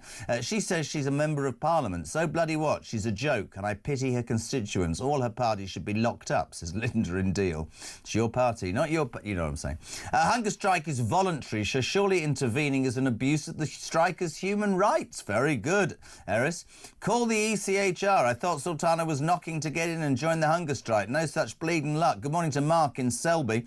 Jez, please plug my new book, the Palestine Action Group's diet book this Christmas, where you can shed pounds before the festive season ends. Brilliant. Jason from Worthing, the absolute audacity of Zara Raisin to say I'm a member of Parliament, the entitlement of her thinking the whole world should stop and do what she says. What was she expecting him to say? Oh, OK, I'll come bring an ambulance for a woman straight away. I'll do one because you're a member of Parliament. Yeah, Bill's in Romsey. Morning, Bill. We will have a whip round and send the person on hunger strike a McDonald's Happy Meal. Yeah, we said we put an illegal migrant from Uber Eats on the job. Hi, JK. Steve from Alarm Clock Brit. Zara Sultana, why doesn't she use a bloody drone to fly a Big Mac into the prison? And yes, I'm not going there. Morning, Jez. Sultana, is she not meant to inform the individual that she was recording the call? None of this makes sense, says Granted Bradford. Very true. What? No, I'm not doing that. So they build... Right, this is a story that came out earlier. I can't even apologise enough for this. It's on the front page of the Daily Telegraph, right? Front page, peeps. New homes will have to include special bricks for endangered birds. It's a hole in the wall. Despite Rachel Reeves' pledge to stop wildlife rules hampering growth and a shake-up of Britain's planning rules, Labour will insist that new builds are fitted... Can we get the picture up on the screen? Are fitted with nature-friendly features such as swift bricks, which allow hollow nesting boxes to fit into the wall. So new houses, right, with everything that's going on in the world, Labour's latest plan is to have houses that are made by bricks with holes in so birds can nest in them. And people will walk up and down going, oh, there's a hole in the wall. And every time I say hole in the wall, Christian laughs. I've no idea why. So they're going to build houses with bird-friendly bricks in, but they don't mind slashing birds up from the millions of windmills in the sea. What a load of crap, says somebody. Yeah, it's true. Hi, good morning, Jez. It's very cold out this morning. The thermometer in my car says 0.5%. Is Zara still sat out there? How many blankets has she got? Can I not go and take her a cup of tea? No. I think he's taking the mickey anyway. Steve, morning, Jez.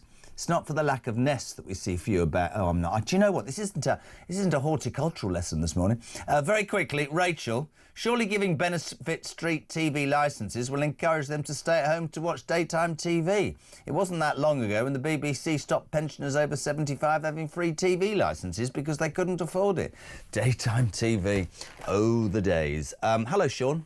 Morning, Jeremy. Sean from Grimsby here. The genius ideas are coming out of Downing Street now, thick and fast, aren't they? The latest one, oh, we're going to give free TV licences to people on benefits. Well, if there's no better way to get lazy people back to work than giving them a free TV licence so they can sit and watch telly all day, especially that crap on the BBC. Who watches it anyway? You can't make this up, mate. Great show. Couldn't make it up, Sean. You're right. 25 to 8. We're live across the United Kingdom. Good morning to you wherever you're waking up. The length and breadth of Britain. This is where the nation comes to talk. It's home of Alarm Clock Britain. Talk 0344 499 1000.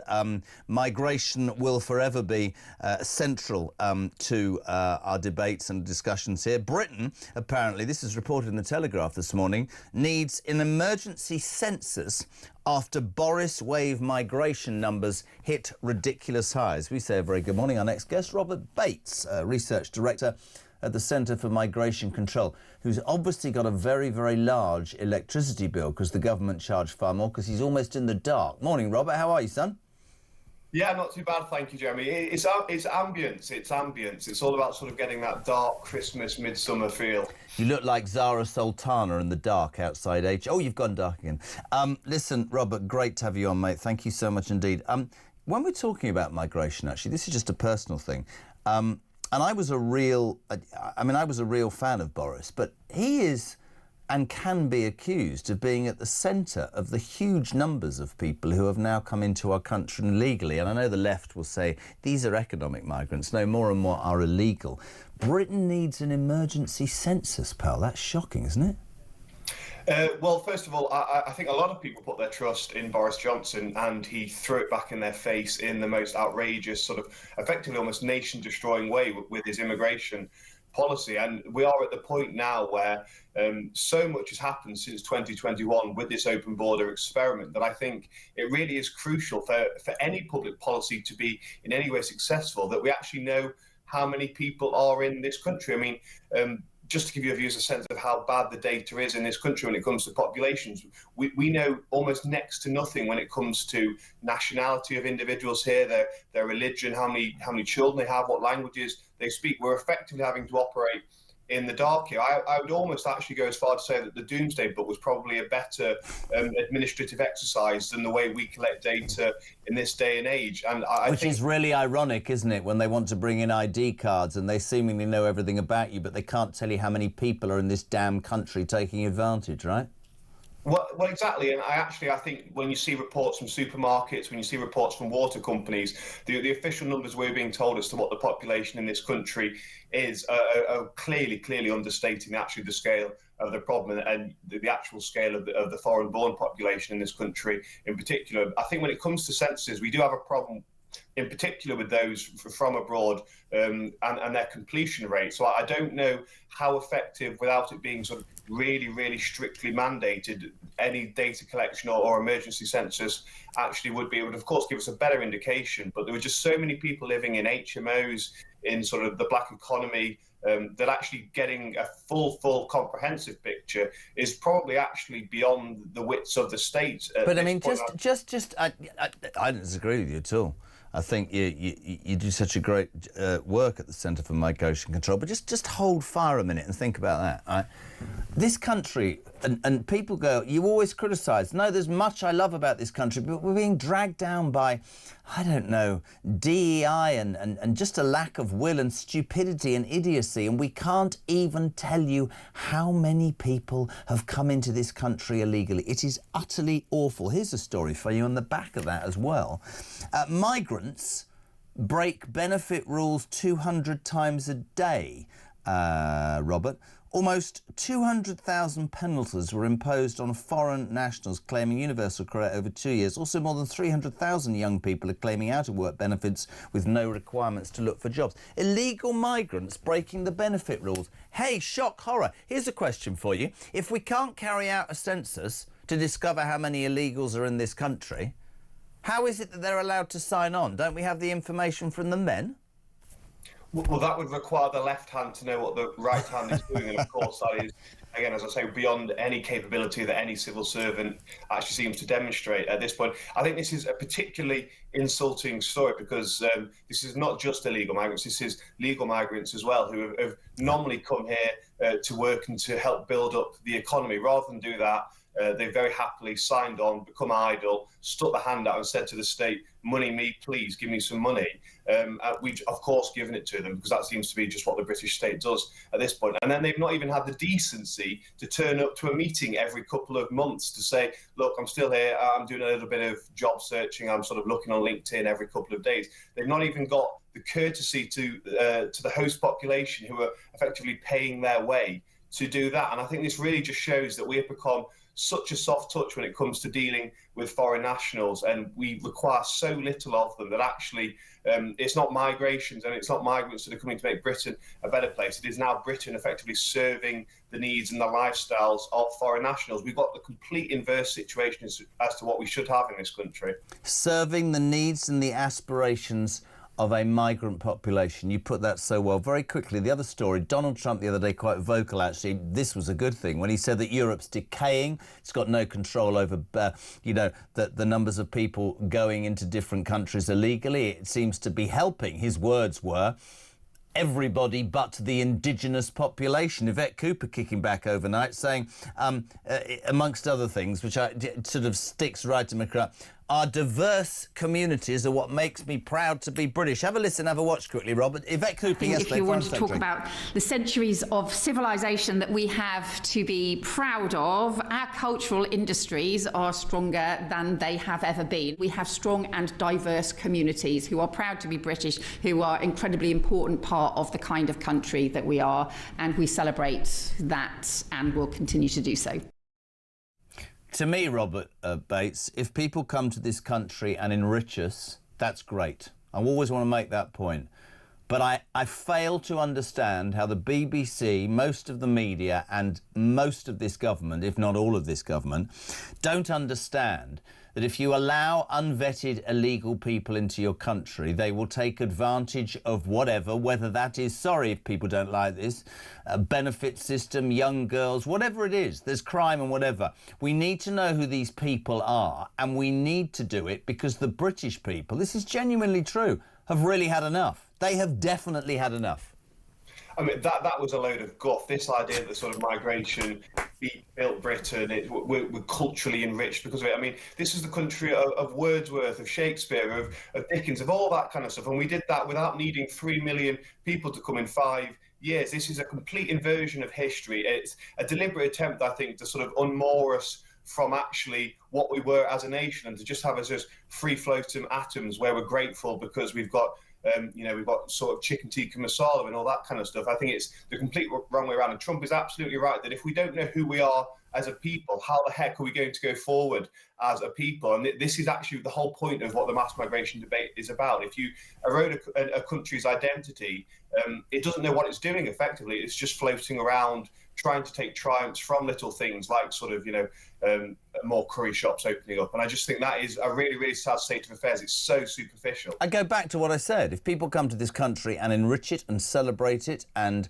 are part of it, fantastic. But if your whole reason for coming to this country, Robert, is because there are issues in your own country, you don't feel there are opportunities or you're not being treated well, my question simply is this: why do you then come to this country and bash almost everything that we have and try and implement your own ideology? It doesn't make sense. Robert Bates, a very happy Christmas, my friend. Great to have you on. The Centre for Migration Control, a wonderful, wonderful place and organisation. Robert Bates, thank you very much indeed. Almost 7:45. We're live across the UK. Breaking news this hour, of course. Inflation falling 3.6% to 3.2%. Don't know quite yet what it means, but maybe we'll try and let you know. We'll try and get somebody on to do that. Bondi beach attacker Navid Akram suspect. He's been charged with 59 offences. We've heard from New South Wales Police this hour. We'll look at that as well. And we'll continue to keep you updated, ladies and gentlemen, on Zara Sultana, the Coventry MP, the independent, who's still outside HMP Bronzefield demanding an ambulance for a hunger striker who supported a Palestinian action protest, allegedly. She's in jail waiting to go on trial. She hasn't eaten for 46 days. And I repeat at 7:45 what I said at 7:45 and 6:10, that surely Zara Sultana should be doing things for her constituents in Coventry. But no, she's there. She says, I'm not leaving till an ambulance arrives. The ambulance services are ignoring her. The hospital has done a medical check and the woman's fine. Irrespective of whether Kwesi Zura wants to leave the prison and go into things, it's all about Zara Sultana, the nut job that is Zara Sultana. And my suggestion still stands firm. I think she should phone one of her illegal migrant friends who's working in the cover of darkness for Uber Eats and get a Big Mac sent round. Talk breakfast. Does your head in, man.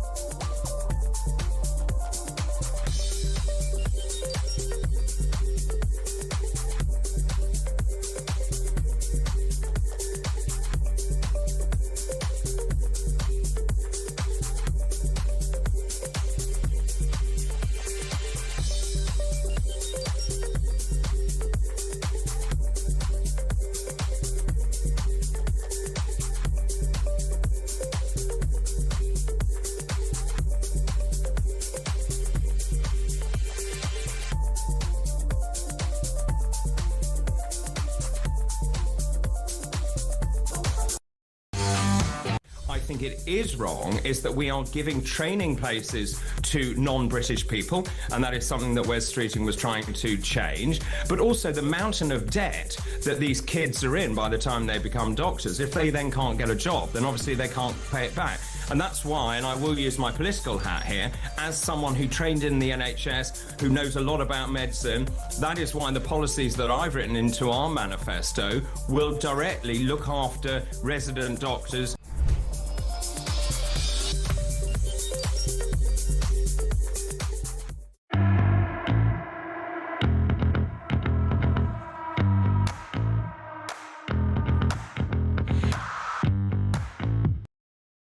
Across the UK, on DAB+, on YouTube, on your mobile, and on your side.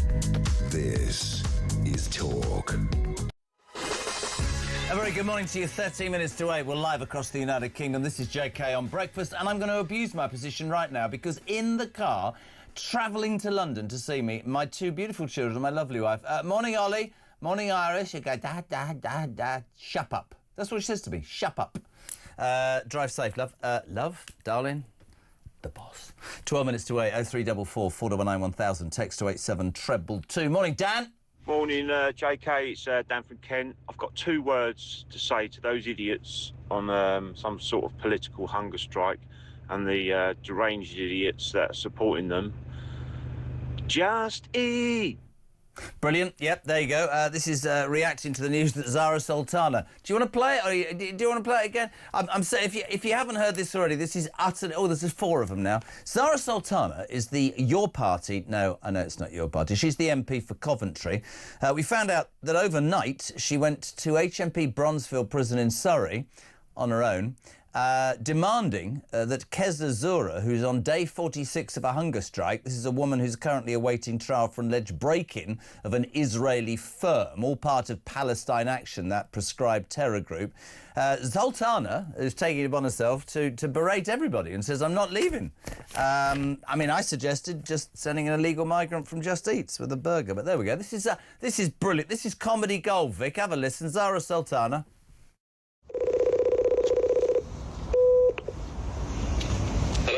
Hiya, my name's Zara Sultan. I'm a Member of Parliament. I've been contacting the ambulance service all evening because Keza Zahra needs urgent medical care, and I've been told that it is the prison that have denied an ambulance transfer for her to go to hospital. Hello?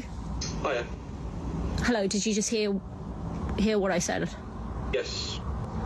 Can I ask that the prison immediately allow an ambulance to transfer Keza, who's on the 46th day of her hunger strike? Hello? I will consult with my medical team. I understand that the medical team have given her an ECG and said that everything is fine. She requires urgent hospital attention. And I'm going to be just sitting outside until an ambulance is allowed in to transfer her to hospital. So I've just been cut off, so I will go and sit, as I just said, until they allow an ambulance in. Apart from what I think of her politics, which I don't understand, the Your Party's whole ideology. Thank you, Damon. Nice cup of tea there. Apart from that, I don't understand what gives her the right to medically decide that this woman who's had an ECG and is fine, right? Who is she? What is wrong with it? I mean, there's people that are being murdered. There are Jews suffering anti-Semitism. There are Brits really, really struggling in this toe rag. I don't understand it. And then, I want to give an award. I mean, we haven't got an award to give. But the ambulance man that answered the phone, forget all the times you can't get a response. I love him here. Yeah, we know. Which is basically, I think you're an idiot.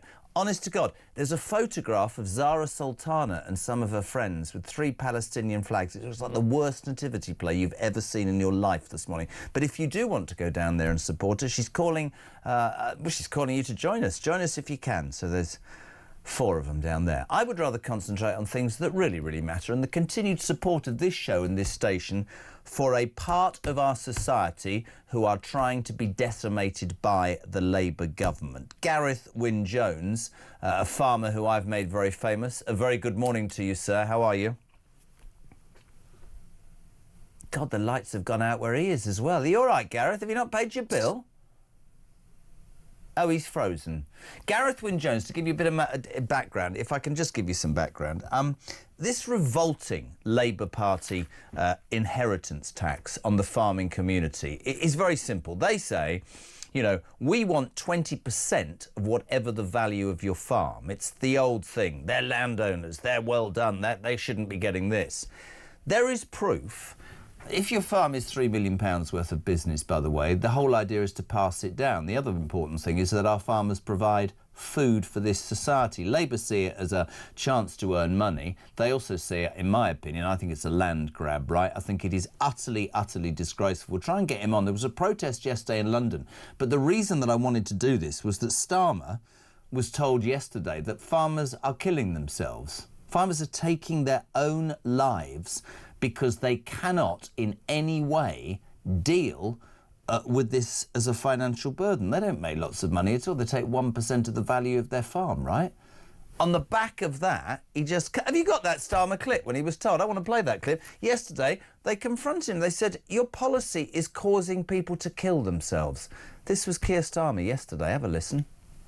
Is the Prime Minister aware that some farmers who have terminal diagnosis now are actively planning to expedite their own deaths so they hit before April? Is he aware of that?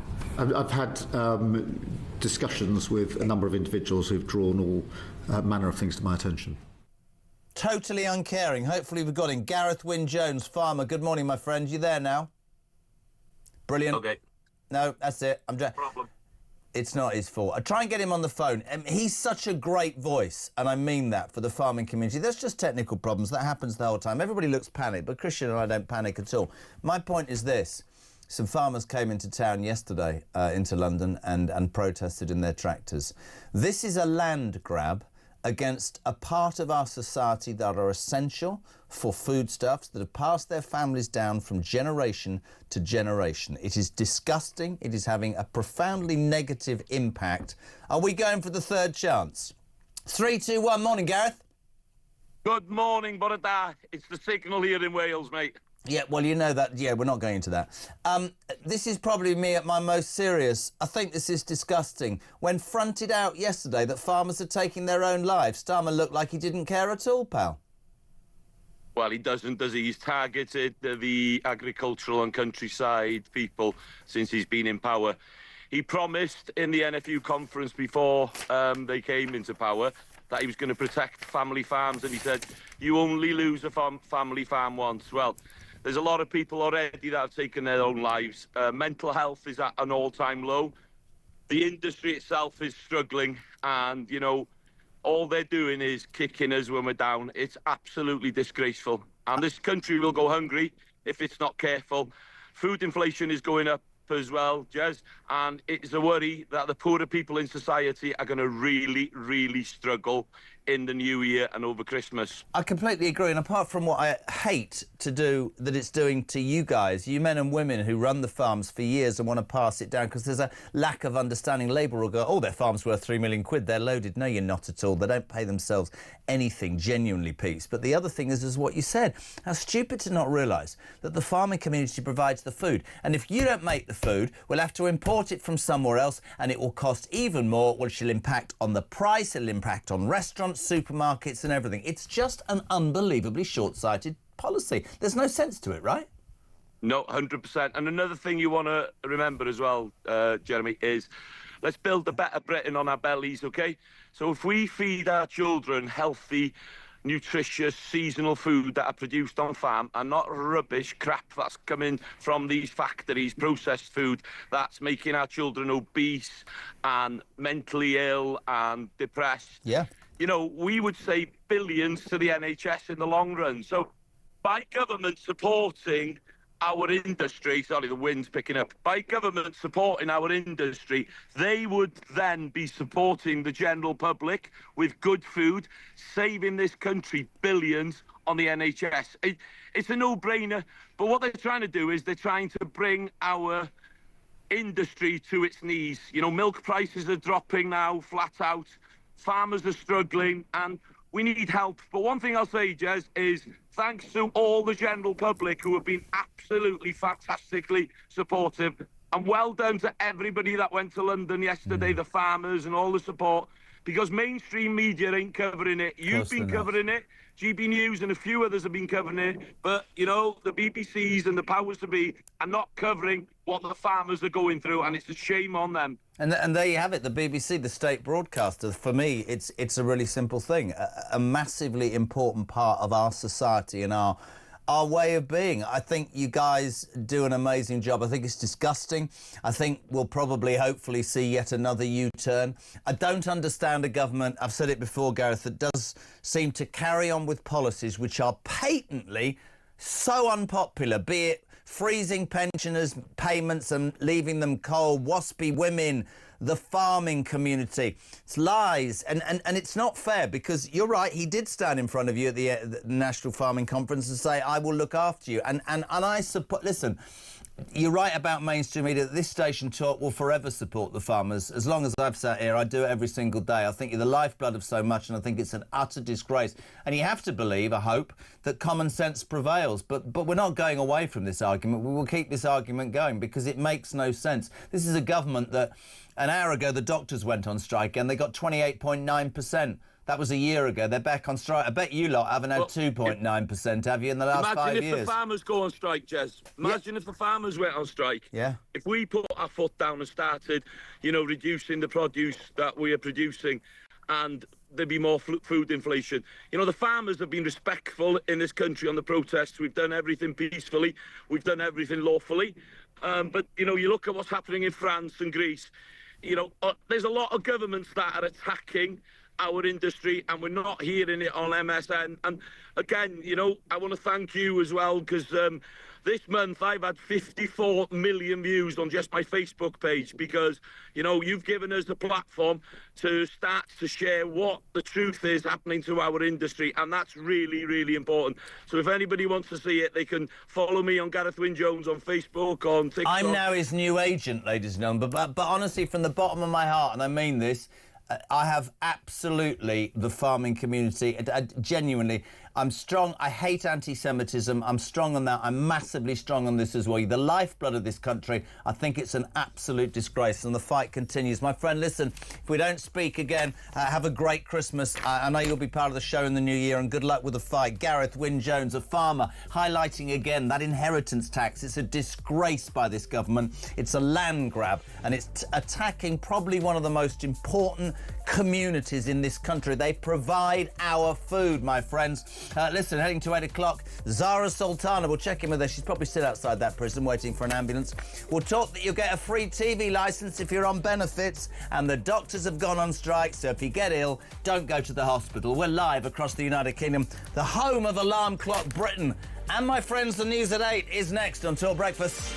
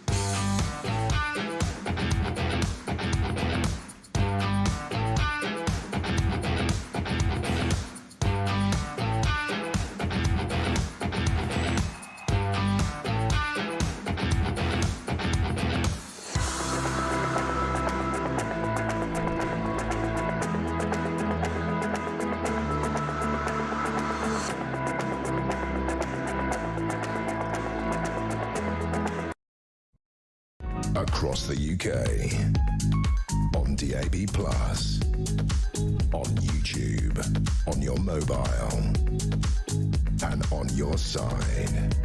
This is Talk.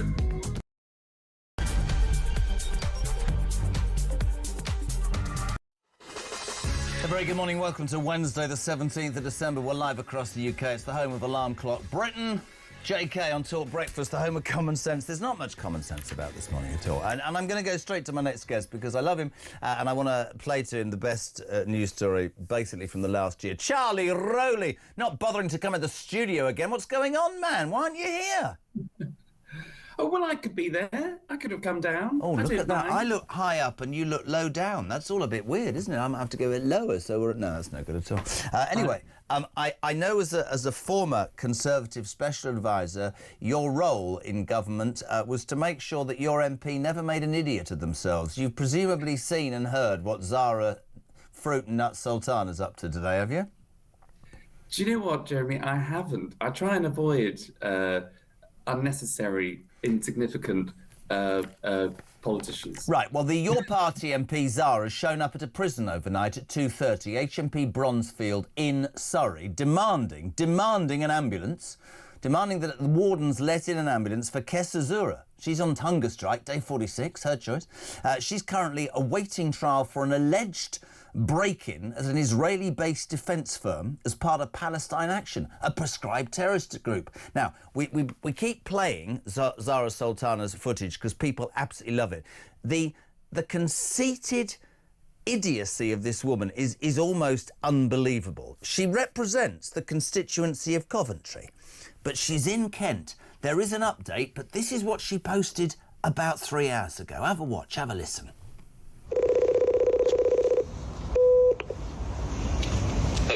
Hiya, my name's Zara Sultan. I'm a Member of Parliament. I've been contacting the ambulance service all evening because Kessa Zahra needs urgent medical care, and I've been told that it is the prison that have denied an ambulance transfer for her to go to hospital. Hello? Hiya. Hello, did you just hear what I said? Yes.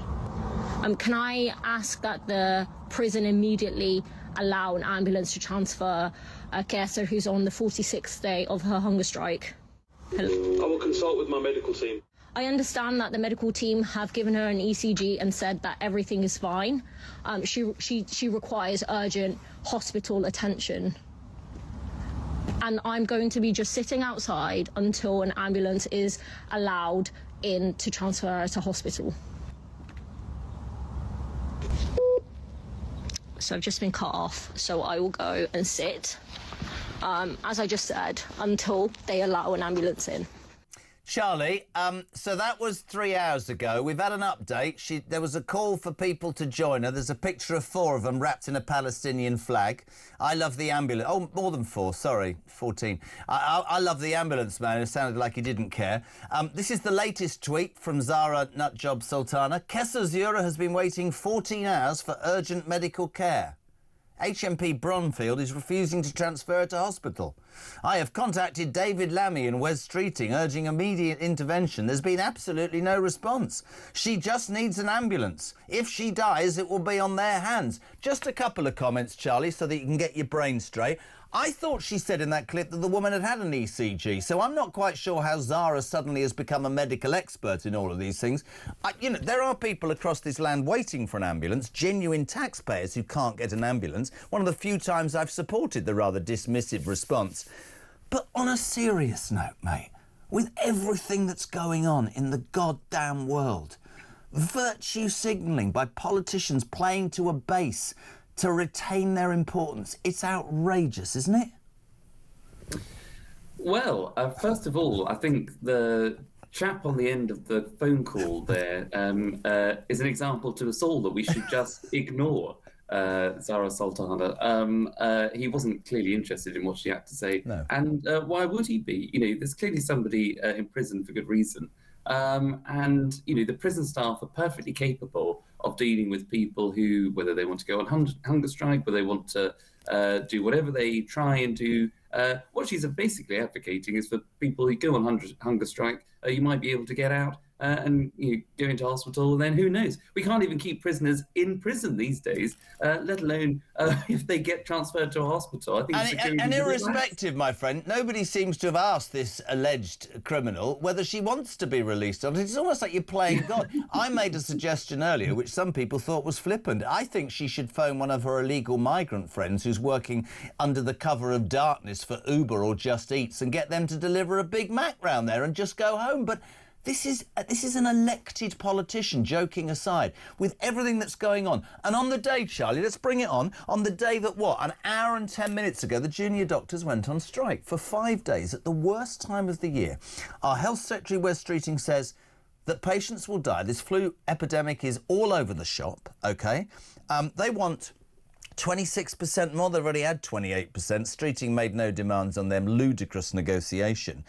The hypocrisy of her, that woman, Zara, and then you look at this footage of these junior doctors. This enrages me, though, Charlie. I said it yesterday on the show. I think, like the police and the army, they should be banned from striking. They don't give a damn about those patients. I'm sorry, I think it's greed. Nothing more than greed. Yeah, and I think that there'll be a lot of the public that agree with that sentiment, because this is the 14th strike now since March, I think, of last year. So, we're seeing, and they've pledged, the BMA have pledged to go on strike for every month into the new year if they don't get that significant pay rise that you just talked about. They've had a pay rise at the last budget. They're now asking for another 26%, which is over and above what anyone else in the public sector, let alone what the private sector get. Wages in the public sector have gone up. So all the people that are going on strike, and it was a slim majority, if I could put it like that, of people that actually turned up to vote. Out of that, you had a majority of people that voted for strike action. But as someone, I think, on that news bulletin that was on just before you introduced me said, how can any doctor that's going on strike now possibly ask themselves that they are not putting patients at risk? How can they not be at a time when, as you say, there's a significant flu virus in circulation, where at Christmas time, in the winter time, hospitals are under severe pressure, and those doctors will know that. So this has gone beyond just striking for pay reward or striking for secure jobs. The government, to its credit, have actually tried to negotiate with the BMA and have said, yes, we're going to maybe prevent foreign doctors coming in taking. Yeah, but hold on a second. I can't give any credit, I'm afraid, to Wes Streeting, and I've interviewed him many times, and we've reached out to him, and he won't come and talk to us at the moment. Hopefully we can change that, because I want to give all sides. But the truth is that when he walked into the health department 15 months ago, he said the Tories didn't speak. We're going to speak. We're going to sort it out. Maybe that was right. He sorts it out by giving them 28.9%. Two things are important to point out. One, it turns out there were no controls or negotiating from his point of view. It wasn't, you'll get this, but you're getting nothing more for the next 5 years. You can't strike. Nothing like that. And it sent a very clear message to them and a very clear message to the other unions, who will no doubt hold this government to ransom, which is, we'll just roll over and just give you 30% near us, damn it. And this happened. You went around in 79, you give the first lot, your paymasters in the unions a pay rise, everybody else falls into line, everybody goes on strike because the Labour Party finally wakes up and realises there's no money in the coffers, and the country goes bankrupt. And whilst all that's going on, Zara Nutter Sultana's outside some prison, and it doesn't make any sense to me, man. It doesn't. Well, I'm glad you referred to Zara again there and linked the two, because you're right. Look, the Labour government came in and said, we'll give this one-off pay rise to stop the strike action. That hasn't happened. So the public have to mark politicians by their work, by their homework. They will decide at the end of the day, at the next general election, what they think of the government, whether it's delivered or not on its promises. And similarly to Zara, the constituents of Coventry will be looking at their local MP thinking, is she actually representing the people of Coventry? Is she representing my views? Is my kid getting into school okay? Can I get that hospital appointment? Can I get that doctor's or dentist appointment? Are my wages going up? All the while she's protesting outside a prison that no one asked for, nobody cares about, and nobody really wants to do. I'm in the business of trying to give people the opportunity to have their say. The home of Alarm Clock Britain, Mike, says, I think that Sultana is to be applauded for her actions, no matter what the reason. She shows the courage that many MPs lack. Dean says, correct me if I'm wrong, but if someone is on hunger strike, why do they need to go to hospital? It's their decision. Different views. Charlie, the other thing I want to talk about today, which has sent the viewers and the listeners literally apoplectic with rage. We've been on at the BBC for what seems like years, this self-indulgent state broadcaster that no doubt will tell me that it provides, well, it won't talk to me, you know, a balanced report and view and does great programmes. Maybe they do. It's not balanced at all. It's left-wing. There's a woke ideology alive and well at the BBC. The government announced a review of the BBC's Royal Charter, and everybody went, well, this could be great, because, look, why should we be paying a licence fee? These people should compete as everybody else does in 2025 and onwards on a subscription base. It's not fair. Very unpopular, the BBC. No. Out this morning, the review's live, and it says that benefit claimants, those on benefits, could receive free television licences under Labour. So not the hard-working alarm clock Brit taxpayers that I talk to every morning. No, we're going to give free TV licences to benefit claimants. And before the world jumps up and down, many genuine benefit claimants, happy to give it to you, but also about 2 million people taking the out of all of us. Typical of this government. Let's raise some more tax. Let's make the people that work for a living give to those who don't, in brackets, or don't want to. I'm talking about those ones. Farcical again, Charlie Rowley. Utterly farcical. Well, you're absolutely right. And again, you talked about the 70s, back to 79. I know a bit of history. I wasn't there at the time, but you're right. What have we got now that's in comparison to those dark days? Taxes up, borrowing up, welfare spending up, unemployment on the back of yesterday up. Your bins aren't being collected still in Birmingham. There are a lot of hallmarks back to those dark times. But you're right. It sends a signal that if you choose not to work, or if you choose just to rely on a benefit income, you get freebies no end, including a wavering of the BBC licence fee. I think that the BBC have got so many issues. I wish the BBC would just go back to what it was set up to do, which was to inform, educate and entertain. But that doesn't mean educating left-wing ideology or gender-critical theory or race theory in certain parts. It doesn't mean having what is clearly a disconnected online news service compared to its 6 and 10 broadcasts, even though we've seen Panorama shows obviously thrown into disrepute, not least of all because of the Donald Trump splicing video that obviously he's now suing them for, but also the documentary of Hamas and Gaza that was supposed to be put out. The documentary maker had links to Hamas. Who's doing these checks? Who thinks that it's okay for the BBC, that should be a celebrated institution, is something that binds the union together of the UK, but it has lost its way for over many years, and until it sorts itself out, there'll be more and more people refusing to pay the licence fee and looking for those subscription services to replace it.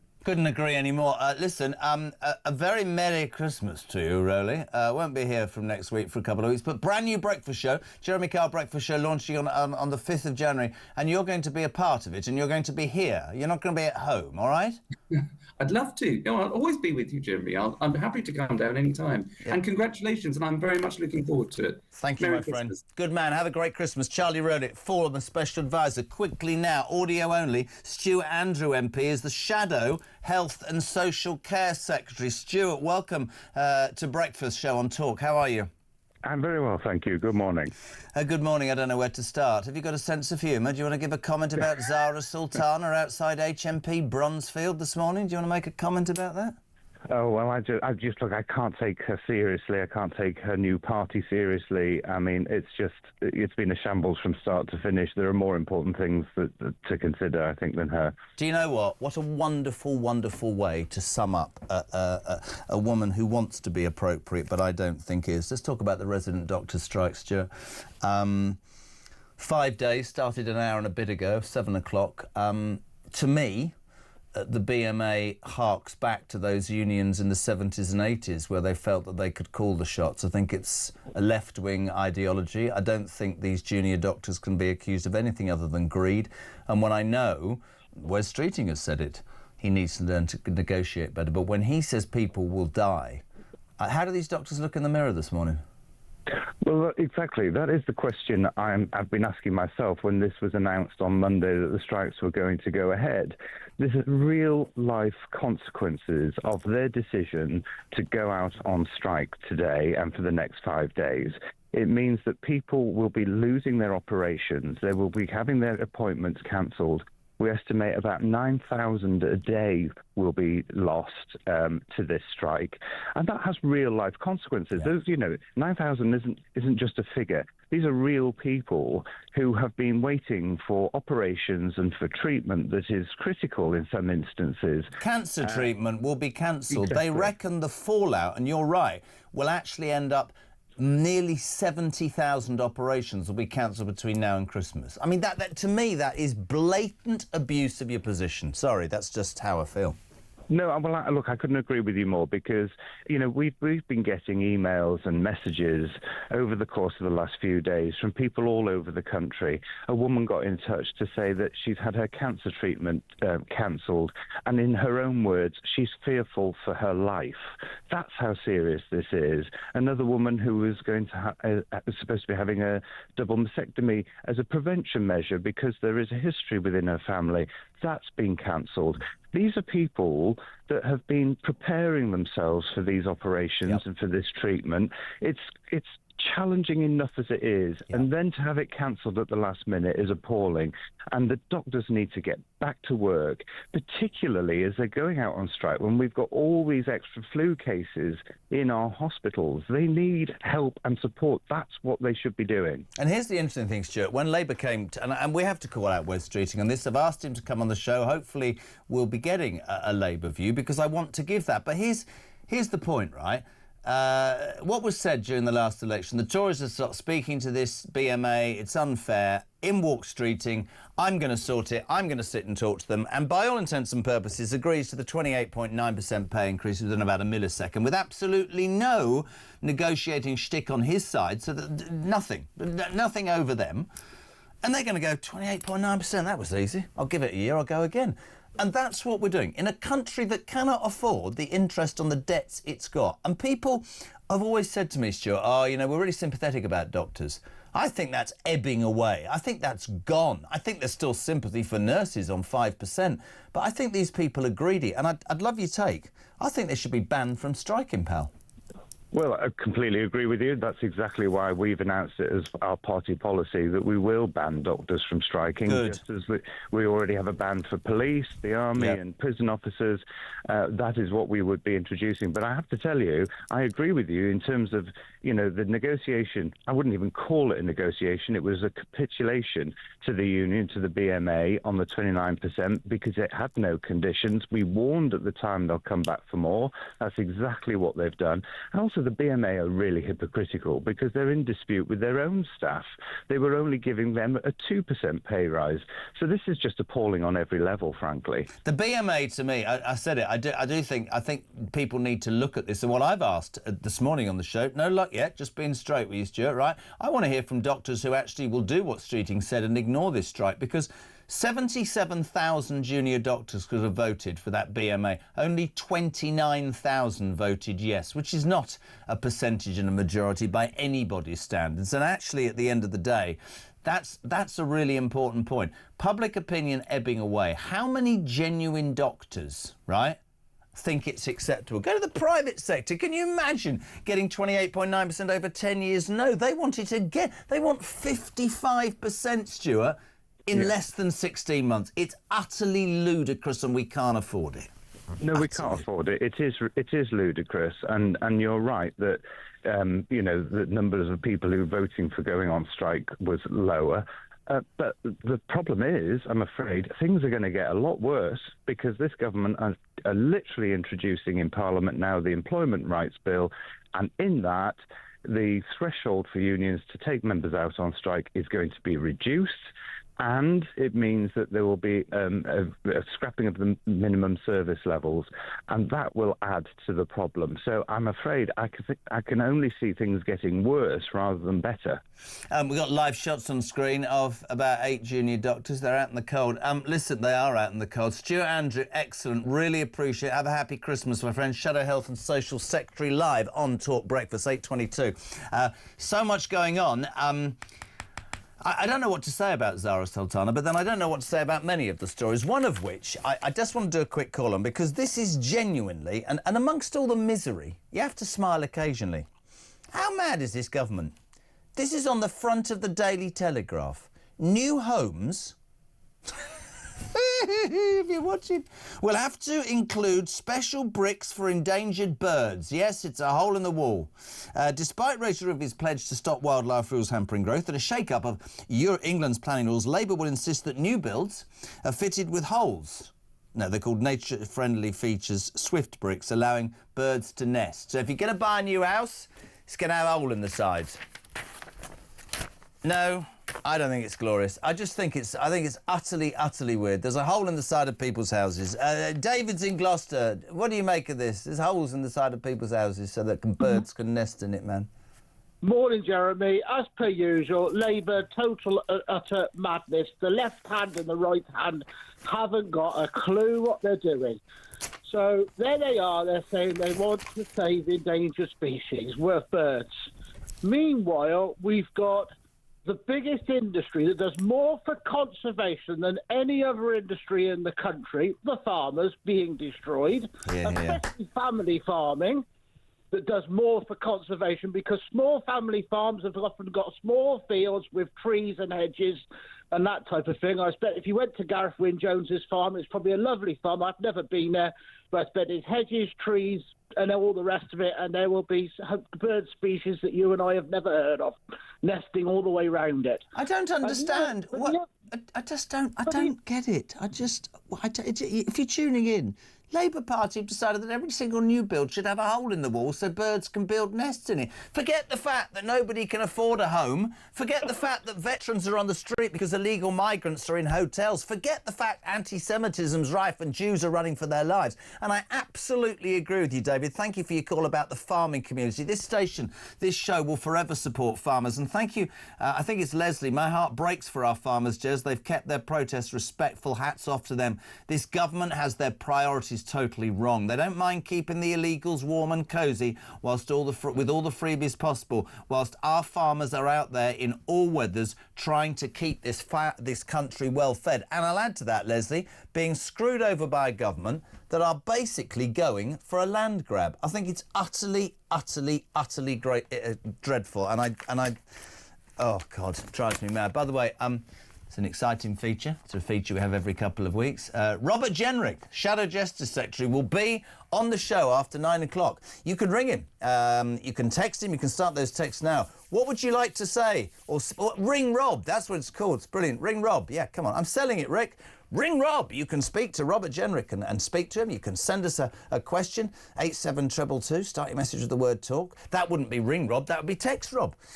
You can leave a voicemail, voice note for Rob, 0344 499 1000. That wouldn't be called Ring Rob. That'd be Voice Note Rob. But Robert Jenrick here at 9 o'clock.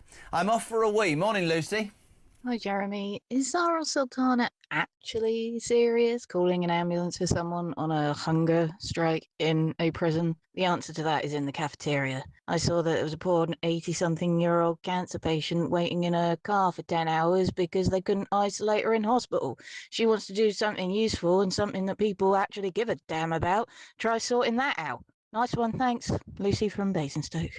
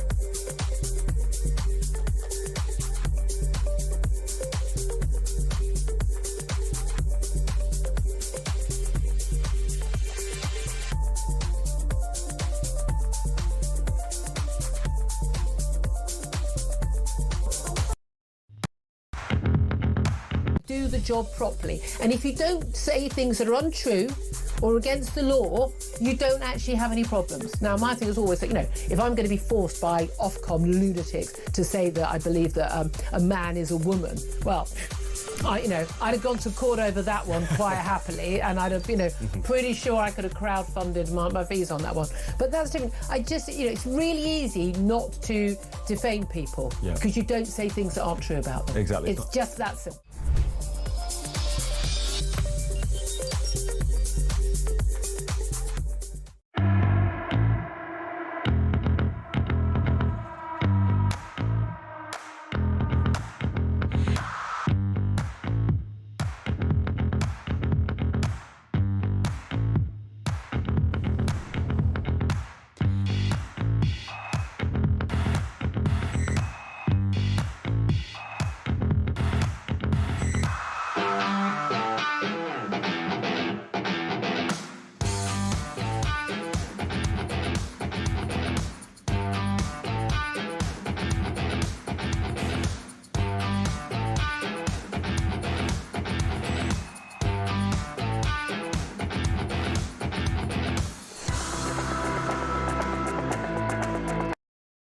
Across the UK, on DAB+,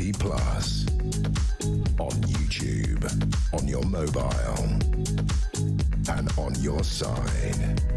This is Talk.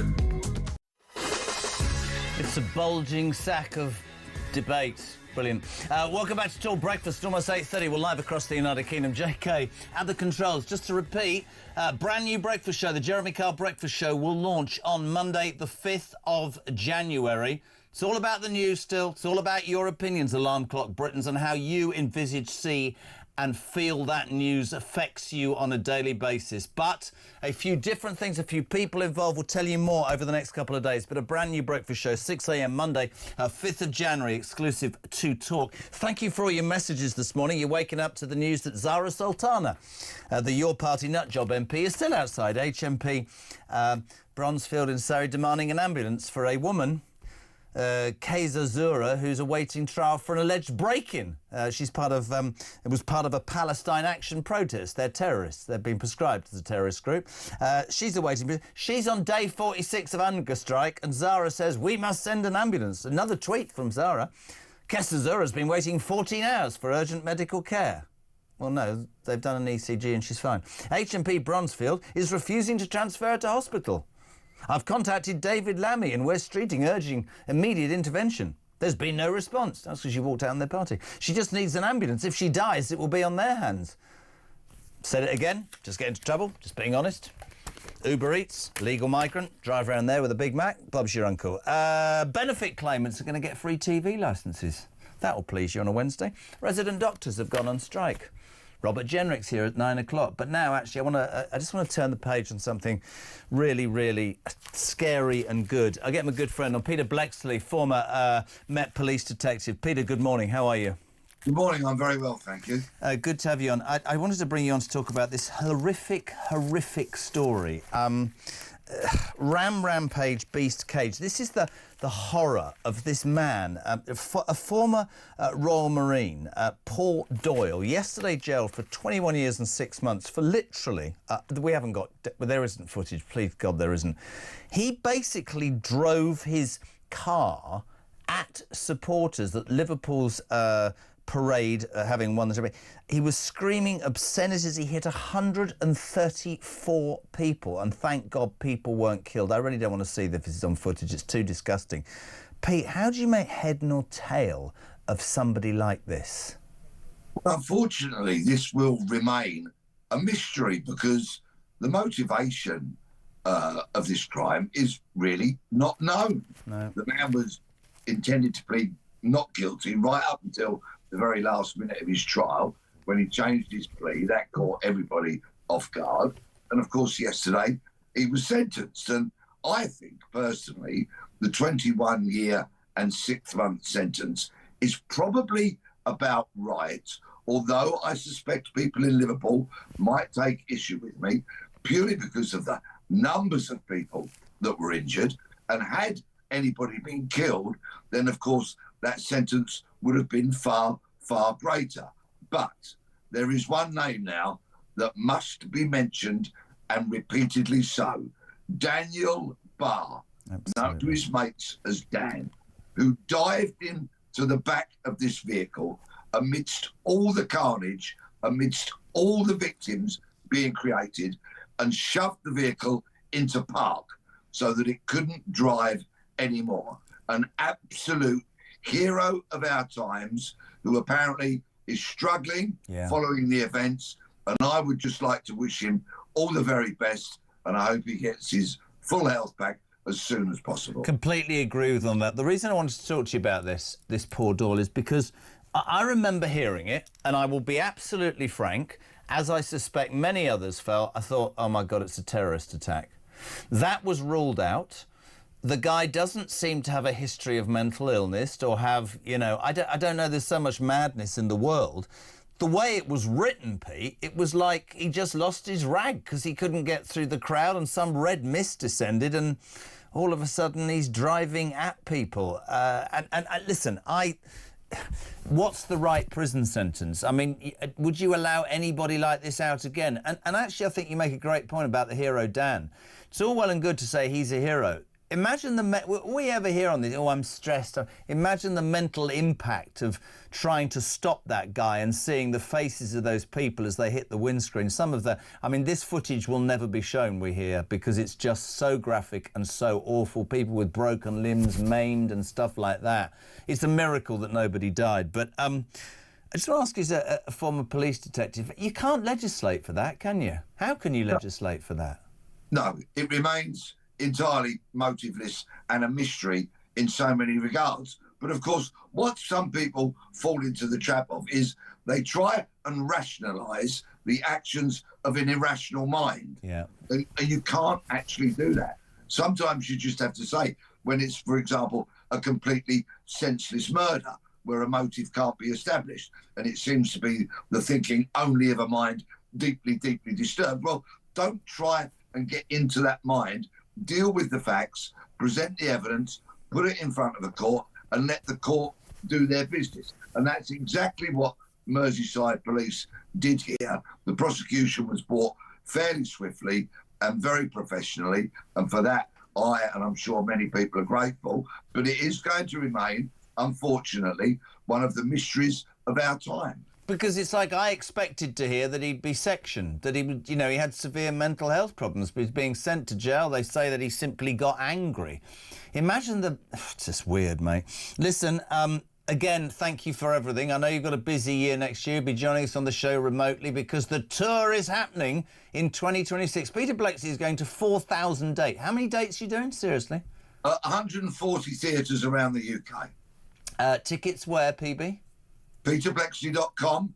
First opening night, 8th of January, the Churchill Theatre in Bromley. What a name for a theatre. Good man. Listen, love everything about it. Hope you and wish you luck with that. And love to the family. Have a great Christmas. Peter Bleksley on Talk Breakfast, former Met Police detective, 25 to 9, and he said 7. This is good. Zara Sultana, Coventry MP, still outside that prison in Surrey. Morning, Jez. Please stop giving Sultana the airtime she doesn't deserve. She's an inconsequential nobody, says David in Worcestershire. Kev's in Southampton. Morning, Kev. Jez, Lammy will probably let Nut Job Sana's friend out of prison by mistake today, so she'll be able to go to hospital herself. That's probably true. And Dan's taken issue. He says, Jez, with all due respect, you're not the voice. You're not the home of Alarm Clock Britain. Oh, here we go. What? You're the voice of Alarm Clock. Oh, there we go. The home of Alarm Clock Britain is the workplace, you donut. All right, Jesus, it's a bit early. Let's go to Coventry. Kerry, don't tell me Sultana's your MP. Unfortunately, yes, she is. And it is a nightmare. We are spending thousands on psychopaths, which the residents of the street that she put the psychopaths on spent months protesting. And she completely ignored their concerns and their worries and went ahead and put those psychopaths in anyway. Nobody can get anywhere. And yet we must obey her protest outside a prison, which got nothing to do with Coventry. She's an embarrassment to the city of Coventry, honestly. She makes me sick. Did you say psychopaths or psychopaths? Psychopaths, yeah, blooming psychopaths. Psychopaths, as in nut jobs? Well, it's one and the same thing, isn't it? On a serious note, we wake up to this Sultana nonsense this morning, and all I can do is think that with everything that's going on in the world, we just did the story about Paul Doyle maiming 134 innocent Liverpool fans. We talk about the horrors in Australia where Jews were gunned down just celebrating Hanukkah. And this woman thinks she's that important. I'm not surprised. I can't believe the people of Coventry. Well, I mean, listen, I don't know. Maybe she's playing. I mean, you know, Simon Moxon says something. You might not agree with this. I'm always open, Kerry. People have a right. He says, morning, Jezza. Do you think Zara Sultana would be outside that prison if the hunger-striking inmate was called Jane Smith? Absolutely not. Of course not. We're all far-right extremists. What are you talking about? Yeah, we've had flags taken down in this city. We've got people complaining because we've got roundabouts painted with the St George's Cross, and you think, really, that's what you're focused on? We're in an absolute mess. Our city is in bits. I mean, the mess, the litter, the cutting the grass seems to be an ever-pressing problem. And yet you're out there doing all sorts of things, calling us who are complaining about our streets far-right extremists. How about you go do one? It's interesting. Mandy, interested to hear from you. She says, Sultana loaf is actually thick. Do your job, woman. I bet her constituents are raging this morning. I guess it's embarrassing for Coventry. Kerry, great call. We wish you a very happy Christmas. Thanks for making it Talk Breakfast. Almost 22 minutes to 9. Morning, Paul. Look, Jeremy, there's plenty of work out there, mate. I paid £500. I paid that for me asbestos tickets, my medical, and my face fits got done for an outfoot firm, right? Within 10 months, I'm on £120 a day plus 15 a day for working away. I was getting 135 a day, me, for working at a loose site, Middlesbrough. I got 525 take home after tax and insurance every Friday for 4.5 days work, right? I had my weekends off. That's, you know what I mean? So now on disability, mate, I've gone down to, what is it now? About 12 a month. It's absolutely heartbreaking. I'm getting over £2,000 a month for work. Do you honestly think that I'm happy? Do you think that I like not being able to sleep at night or wake up at 4:30 in the morning with an headache, twitching legs and twitching muscles and all the rest of it? You know what I mean? It's not nice, mate. I hate it when able-bodied people tell disabled people that they're not worth anything.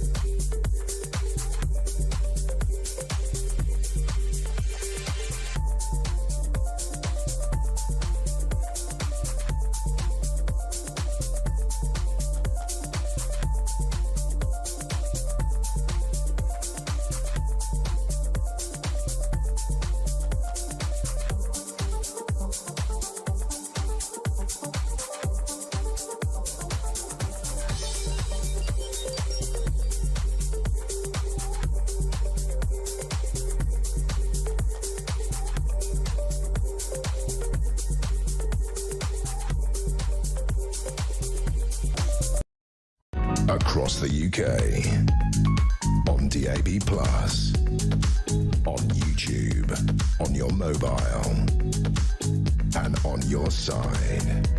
This is Talk.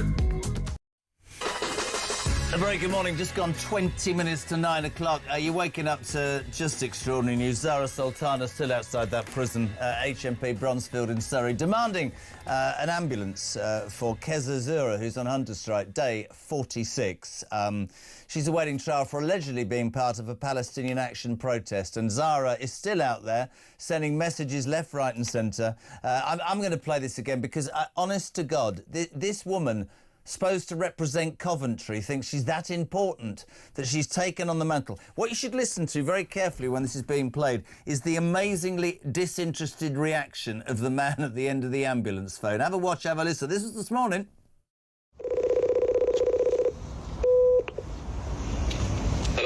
Hiya, my name's Zara Sultan. I'm a Member of Parliament.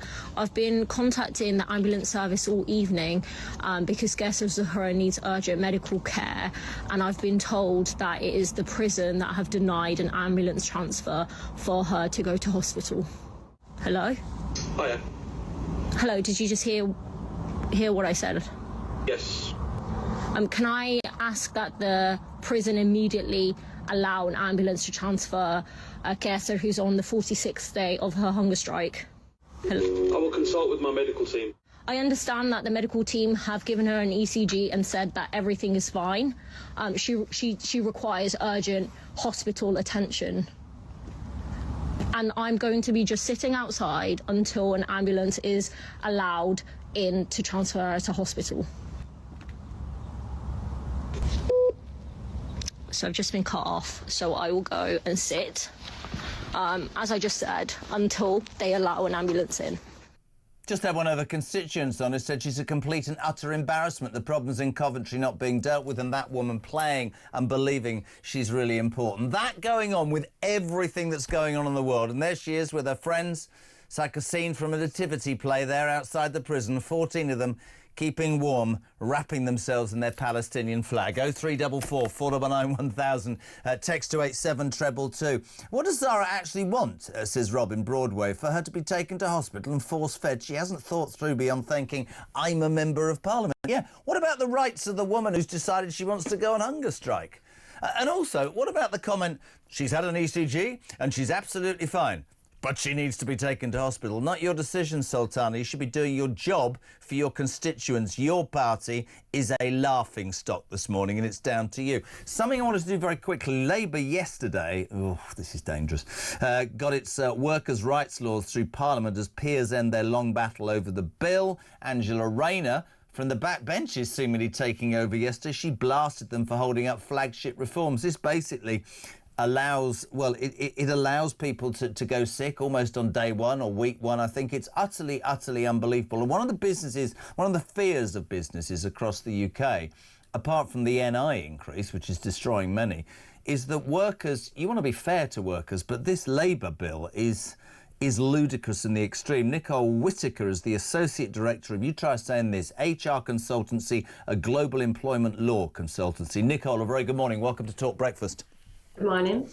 How devastating and difficult will this law be for businesses to survive or deal with?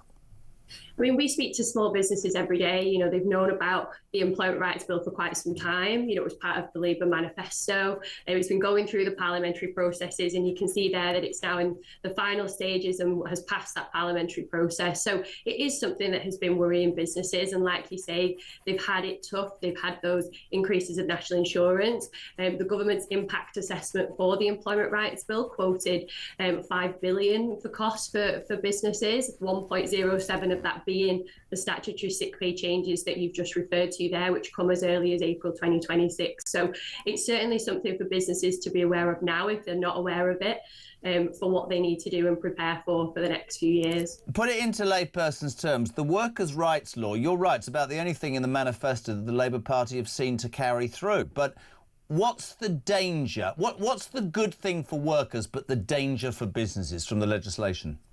I think ultimately it gives more entitlement to employees. So you touched there on terms of statutory sick pay. So previously you would get statutory sick pay from day 4 of your absence. You now get that from day 1.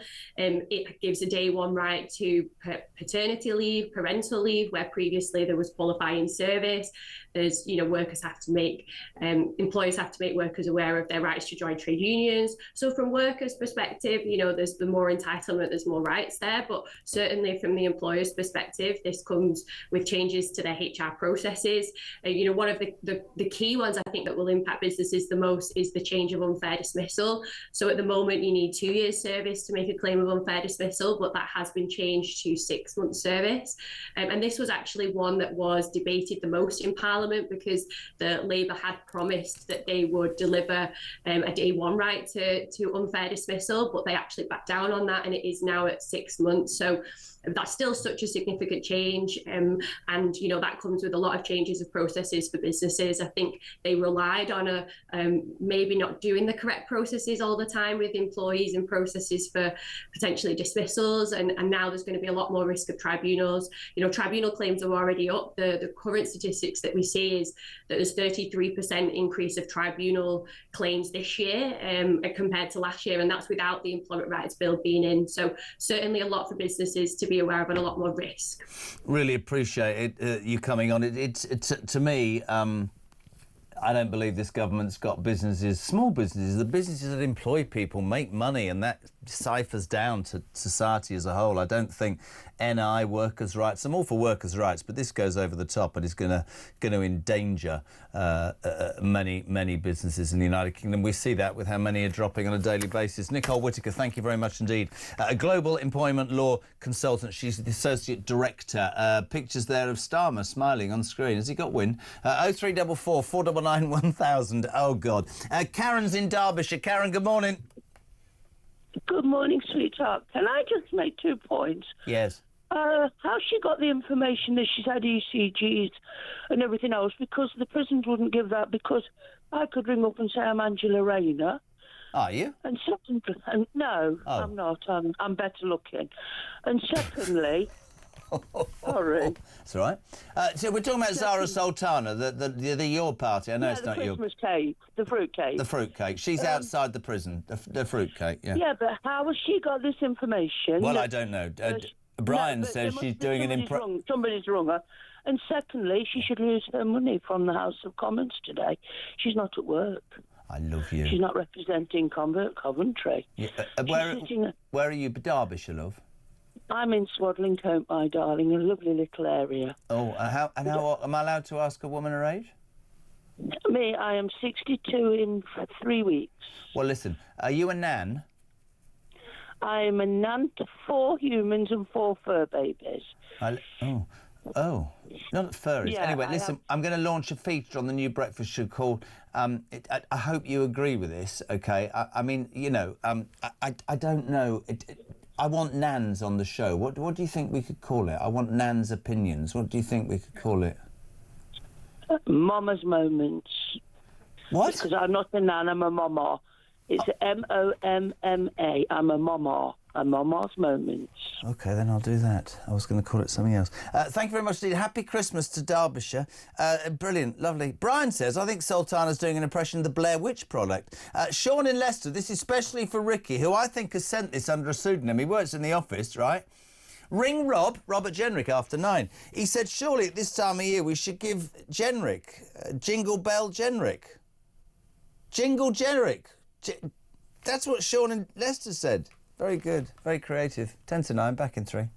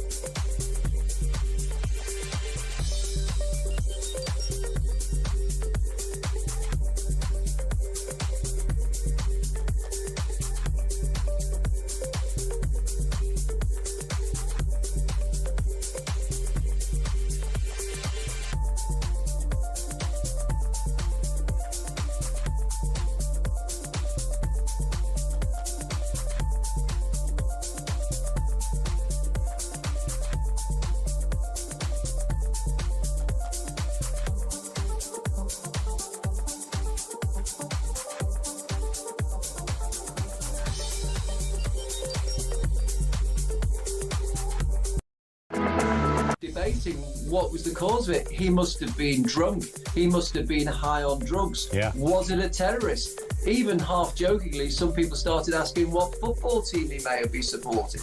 But you know, we find out it was just road rage on a monstrous scale. Yeah. This man is obviously got a history of anger. I think it was in 1994 he was convicted of biting off somebody's ear.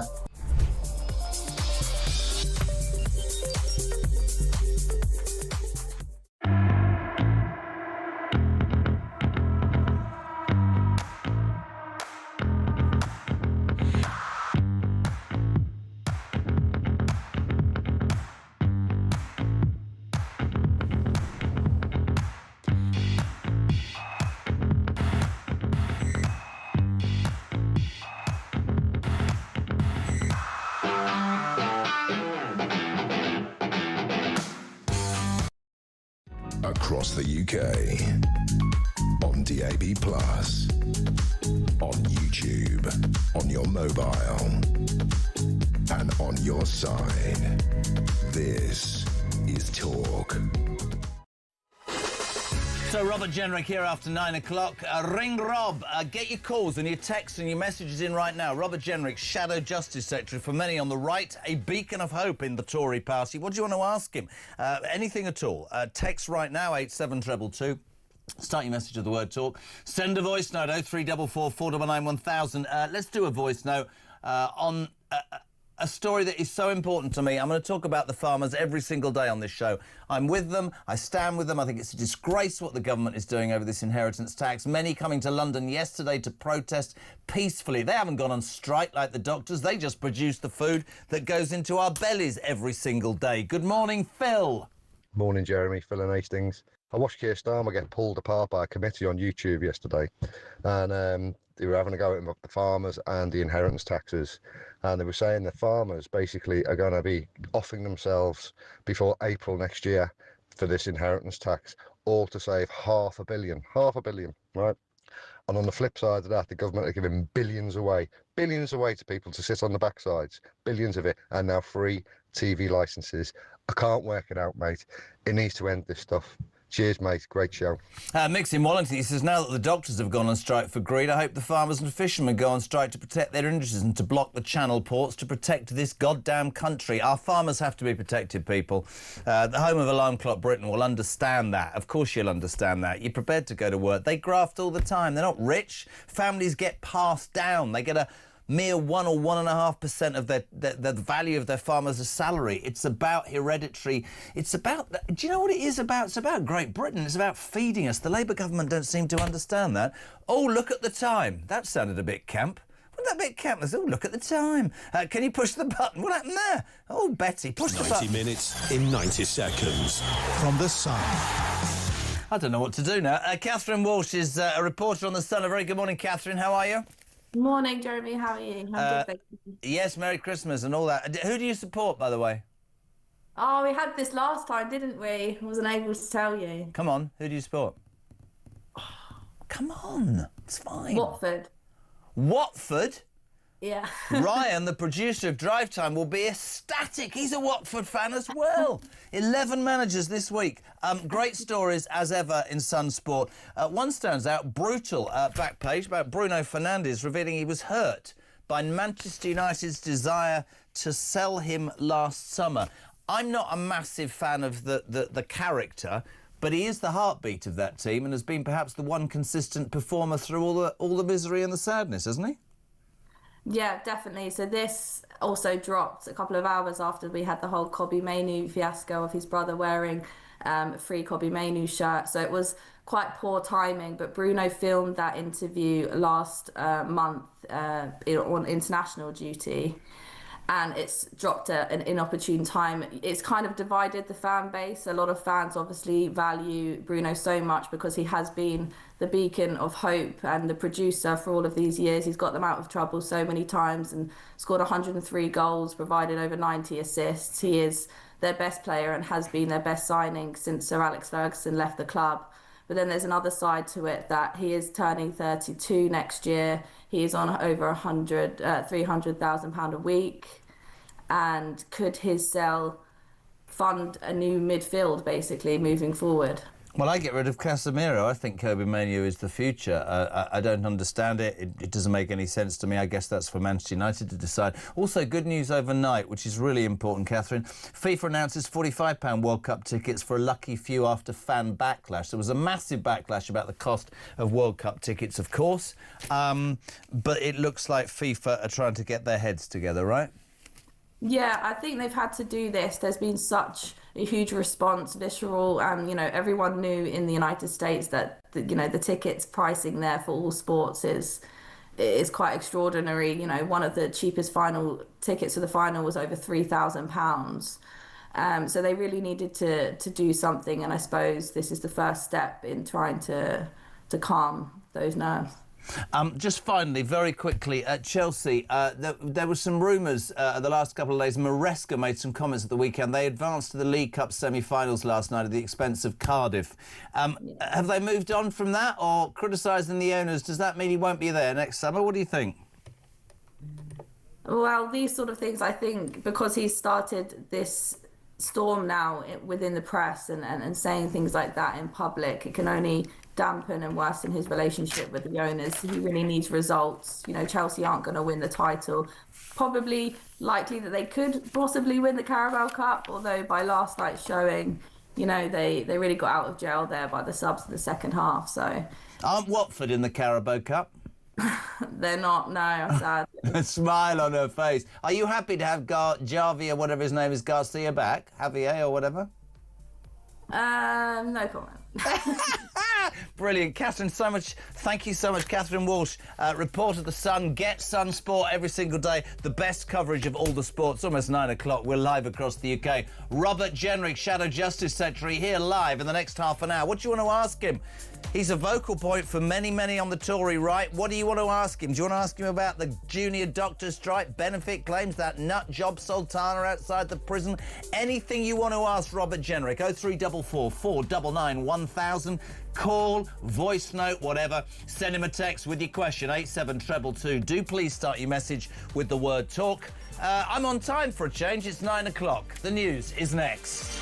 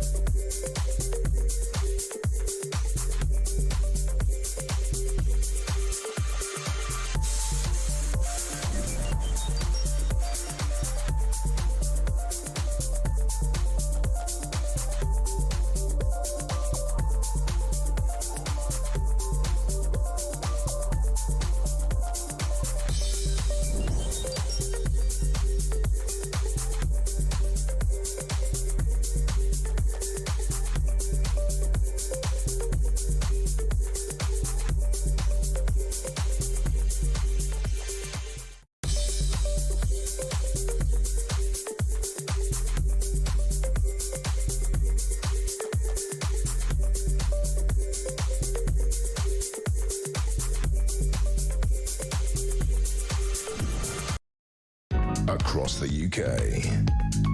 On DAB+, on YouTube, on your mobile, and on your side. This is Talk.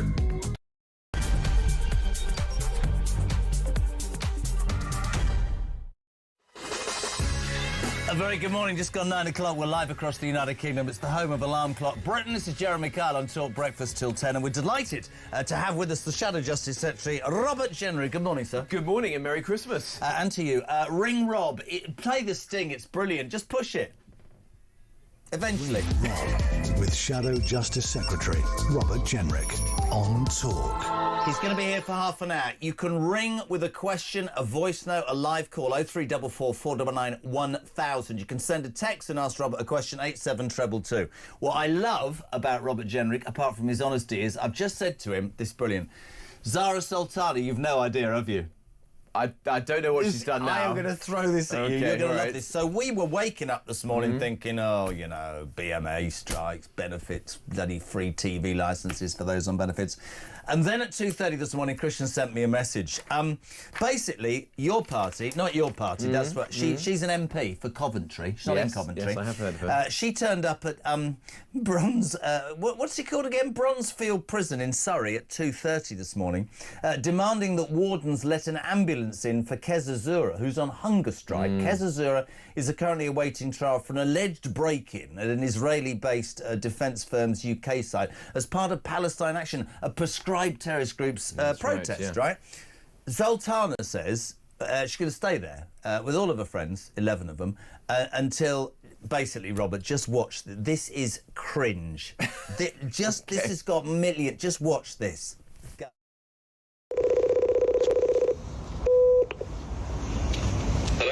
Hiya, my name's Zara Sultan. I'm a Member of Parliament. I've been contacting the ambulance service all evening because Kesa Zahra needs urgent medical care, and I've been told that it is the prison that have denied an ambulance transfer for her to go to hospital. Hello? Hiya. Hello, did you just hear what I said? Yes. Can I ask that the prison immediately allow an ambulance to transfer Kesa, who's on the 46th day of her hunger strike? Hello? I will consult with my medical team. I understand that the medical team have given her an ECG and said that everything is fine. She requires urgent hospital attention. And I'm going to be just sitting outside until an ambulance is allowed in to transfer her to hospital.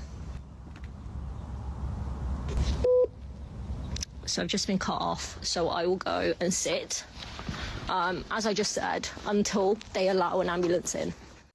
Zara Sultana from the Your Party, and her latest tweet, Robert Jenrick, is let the ambulance into HMP Bronzefield now at David Lammy, otherwise Keza Zura is going to die.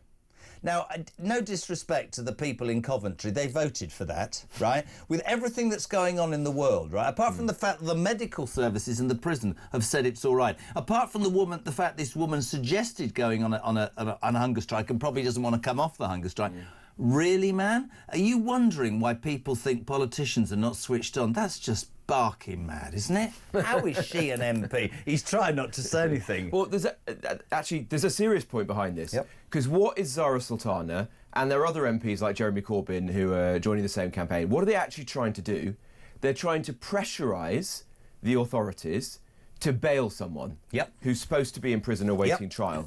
And so they're trying to put pressure on David Lammy to intervene against all of the normal rules and conventions of the law to allow people out of prison when they're supposed to be there awaiting their trial. And that is actually completely out of order. These people are there for a reason. The courts have determined that they should be in jail, on remand, awaiting their trial, and that's where they should be. There is a simple solution to this. They could end this hunger strike tomorrow. Well, they can have something to eat. I'm going to say, well, I agree. Now, I'm going to say two flippant things, but there's actually, they might be flippant, but they're actually quite interesting. The first is, as somebody said to me earlier, they'll probably have escaped by 11 o'clock this morning because Lammy will have released them by mistake. And secondly, why would that is the easiest way to absolutely go to prison because you're saying, or why doesn't she just get one of her illegal migrant friends who's working under a cover for Uber or Just Eat or whatever they're called, right, to just take a Big Mac? background there because the woman's decided. We've got a call on this straight away. Amy in London, you're through to Robert Jenrick. A very good morning to you. Oh, good morning, Jeremy. Good morning, Robert. Good morning. Regarding Zara Sultana, I have a few questions I want to ask you, Robert. First off, why is an MP stood outside a prison anyway? Isn't this a waste of taxpayers' money? Second of all, what do you think of her standing outside a prison? And thirdly, when the police turn up, because all the pro-Palestine action group will turn up to support her, and the police have to turn up to stop all the chaos, why isn't she charged? And these people who are turning up freely, their benefits not stopped? Yeah, good questions. Well, look, the NHS is under a massive pressure. We've got the junior doctors going on strike. There's this outbreak of flu that's creating all sorts of problems for the health service. And then you've got a member of parliament wasting the time of the callers on 999 or whatever she's doing and the ambulance service for people who could obviously end this hunger strike tomorrow. The solution to ending a hunger strike is to eat something. Virtue signalling, isn't it? And the prison service have said, and the minister in fact said it in Parliament yesterday, that everything has been done by the book. You know, they're confident that they're doing all they can to help these people to the extent that they need to. And at the end of the day, these people are charged under the Terrorism Act with serious offences. Which leads I me... have no sympathy for them whatsoever. Which leads me to two questions. Amy, thank you. In your mind, Robert, is she abusing her position as an MP? Well, look, you could go and protest as a Member of Parliament. You can stand outside a prison. There's no problem with that. But what I do take issue with is trying to apply pressure on the Justice Secretary to intervene in a judicial process and, by creating a national campaign, have people bailed who judges have determined under the law, the Bail Act, should be inside awaiting their trial. And presumably they've done that for a good reason, like they think they're going to disappear if they weren't inside waiting, or they might be a danger to the public. I don't know what the rationale is, but it's for judges to decide that, not for Zara Sultana and Jeremy Corbyn to try and circumvent that. You also touched upon the fact, quite rightly, that you know, Palestine Action is a prescribed terrorist organisation by this government. Should she not be arrested for supporting Palestine Action protests? Well, I don't know if she's met that threshold, but yeah, Parliament has not just the government, Parliament has determined that Palestine Action is a prescribed terrorist organisation, and it's an offence to support them in any way. So she has to be careful, absolutely. Very interesting. So much to talk about. I want to go to another call. Natalie in London. Before you say But it'd be very sad if she spent Christmas outside a prison, wouldn't it? Well, as I say, I think the nice easiest and warm way... and enjoying the festive season. Jenrick, I love it. Natalie in London, very good morning to you. You're through to Robert Jenrick. Great question after everything that's happened in the last few days. Good morning, everyone. I just wanted to know about what your thoughts are going to be for anti-Semitism. Now all we're hearing is they're doing so much for anti-Semitism, but now we just hear that they're bringing out Islamophobia rules, which kind of is a juxtaposition in my mind and makes no sense with everything that's going on, how we're making Britain safe and the Jewish community safe. Well, very good question, Natalie. I don't know if you've had personal experiences yourself of this, but look, we all want to live in a country where everyone, regardless of their faith, whether you're a Muslim, a Jew, Christian, you name it, can live in peace, be able to practice your faith, never be fearful for your personal safety because of the faith that you abide by. There is a very serious issue with anti-Semitism. There has been for hundreds of years, but it is getting worse. You see that from the number of anti-Semitic attacks, the appalling violence that we saw in Manchester the other day. And it pains me that there are now many, many Jewish people in our country who do not think there's a future here. They're thinking about whether they should move to Israel, to the United States. Is this a country they can bring up their children in? Terrible. We have to fight against that. And they are sick of warm words from politicians, where we just say, oh, thoughts and prayers are with the latest victims, or anti-Semitism is a cancer that we should fight against. These are platitudes. We actually need to see action now, and that means zero tolerance on any form of extremism. No more hate preachers in mosques, no more content online which is spreading this.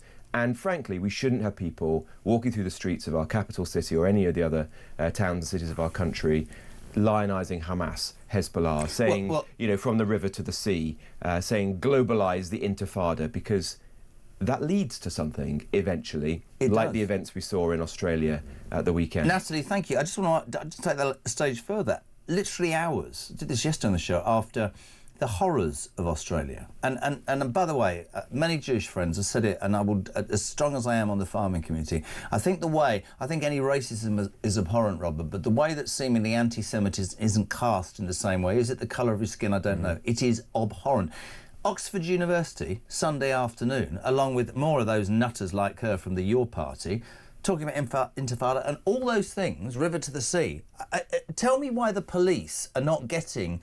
Why are they allowing that hatred to be spewed on our streets against Jews? And yet it seems there's a massive imbalance, and people are just genuinely fed up with it. Yeah. I think it's rife, I think it's evil, and I think it needs stamping out. And I had a really interesting call yesterday from somebody who lives in the UAE, a Muslim country, said we don't get that because authorities deal with it at school level and inside the mosques. It doesn't happen. No, totally. Look, these are disgusting people, aren't they? They are. Can you imagine how insensitive it is to go out onto the streets, once again chanting globalise the Intifada or whatever, just hours after there's been one of the most appalling attacks against Jewish people in decades. And let's not remember... It ever happened in Australia, you know, one of our great friends and allies. Yes. I just beggars belief that people will behave in that way. And let's not forget that people say to me... The point that you make is important, that if you go to countries in the Gulf, like the UAE, they are laughing at us. They are. They cannot believe that we haven't taken the kind of actions that they've taken to de-radicalise people, to get rid of the hate preachers that there are in the mosques, to educate people to live more tolerant lives, to root out political Islam, which is such an issue in those cultures But they see it, and they see organisations like the Muslim Brotherhood that they have banned. How is that not banned? They've banned them, but here in the United Kingdom, we haven't. It's like some sort of suicidal weakness that we have as a culture, which they do not have. I think it's politicians who are terrified, certainly in the Labour Party. What happened to those 4 politicians, including Jonathan Ashworth, when 4 independents standing only on a Gaza ticket won? I think that's going to happen in May. But you reap what you sow. Yes, of course you do. You know, just appeasing political Islam doesn't work. You've got to confront it and say there is no home for that in the United Kingdom. Those people have got to go. And if there are people here on visas, for example, guests in our country, who are behaving in this manner, they should be thrown out. When I was the immigration minister, I revoked visas for people who were out on the streets after October the 7th, celebrating what had happened. And you know what happened later?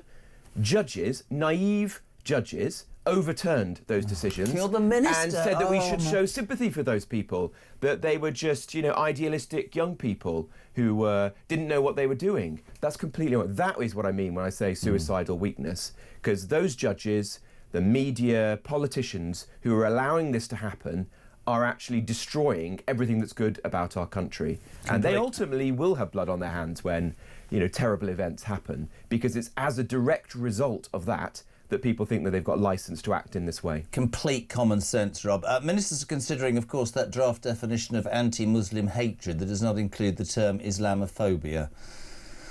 Apparently the new definition will be called anti-Muslim hostility. Do we actually need a bloody definition No, at all? I don't think you need these definitions. We have existing laws which should be robustly enforced by the police. As I say, you want to live in a country where any of us can enjoy whatever religion we abide by, and that if people are being, you know, inciting violence against you or hatred, that the police take action against them. Absolutely. But you don't need to create definitions, because the worry with these definitions is that it's not policing violence or threats of violence, but it's actually policing speech. And means that you cannot criticise religions of any kind, not just Islam, but any religion, frankly. And I don't want to live in that kind of country where you essentially have blasphemy laws by the back door. 2 hours and 15 minutes ago, the BMA, the junior doctors, resident doctors, I call them greedy doctors, went on strike, 28.9% 15 months ago from Streeting, who didn't put any conditions in, so that they've just come back to the table again. 55% in 16 months. I can't think the private sector would even look at anything like that. However, and Tory policy now to ban them, I think that's absolutely right. Hi, Jez. Please ask Robert Jenrick what he considers, if he was health secretary, how would he deal with striking doctors? Stephen Essex, right now. Well, you've got to say no. You've got to draw a line, haven't you? Look, there was a legitimate issue that the junior doctors were not particularly well paid, were working long hours, doing a tough job. But West Streeting went and gave them a 28% pay rise. 28%? Yeah, just get that right. 28% pay rise. Yeah. That definitely, righted the wrongs of the past. Naively, he didn't use that to guarantee that there wouldn't be future strikes.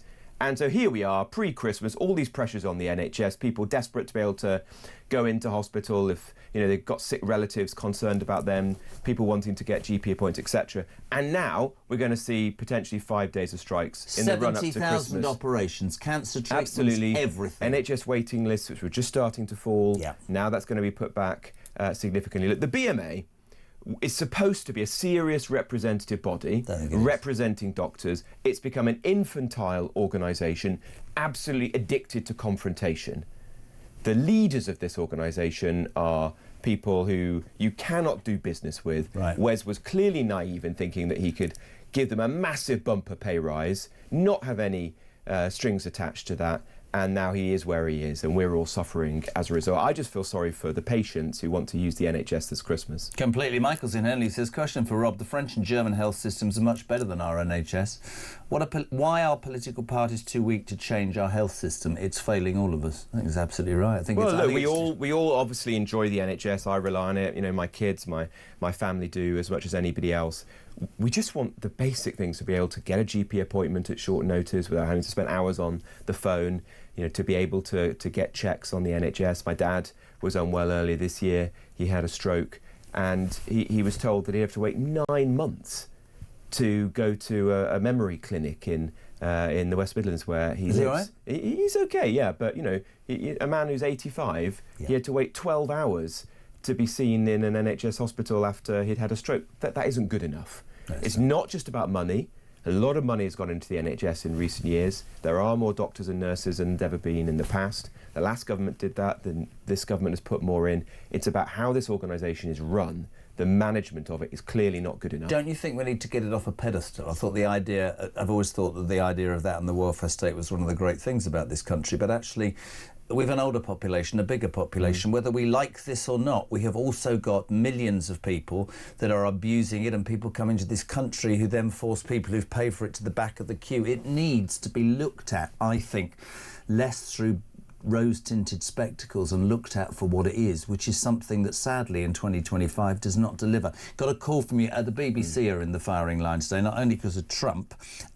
Benefit claimants could receive free television licences under Labour plans. Sod all the taxpayers that... you're shaking your head, absolutely. Yeah, well, it's clearly totally ridiculous. I've got a call, if that's all right, on it. Simon in Surrey, you're through to Robert Jenrick.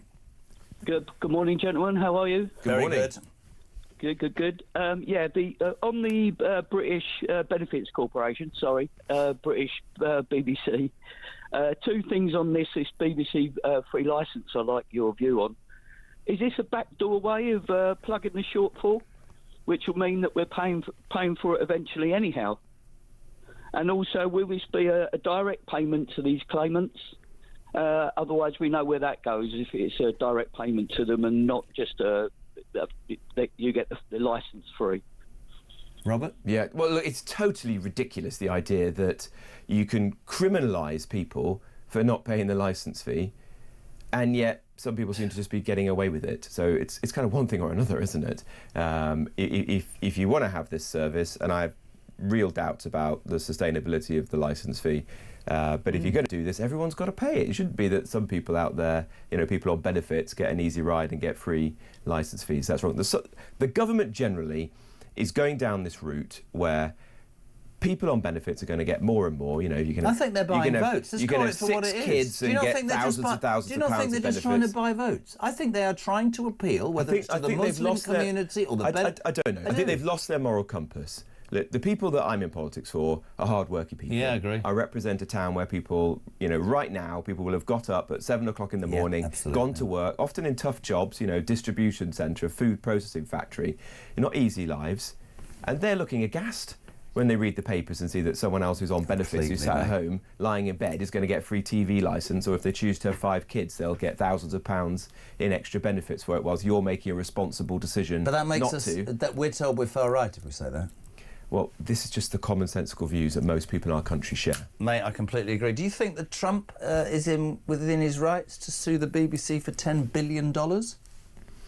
Well, it's up to him, isn't it, what he chooses to do. The BBC obviously made a massive mistake in doctoring that video, and there should be consequences for that. Including coughing up?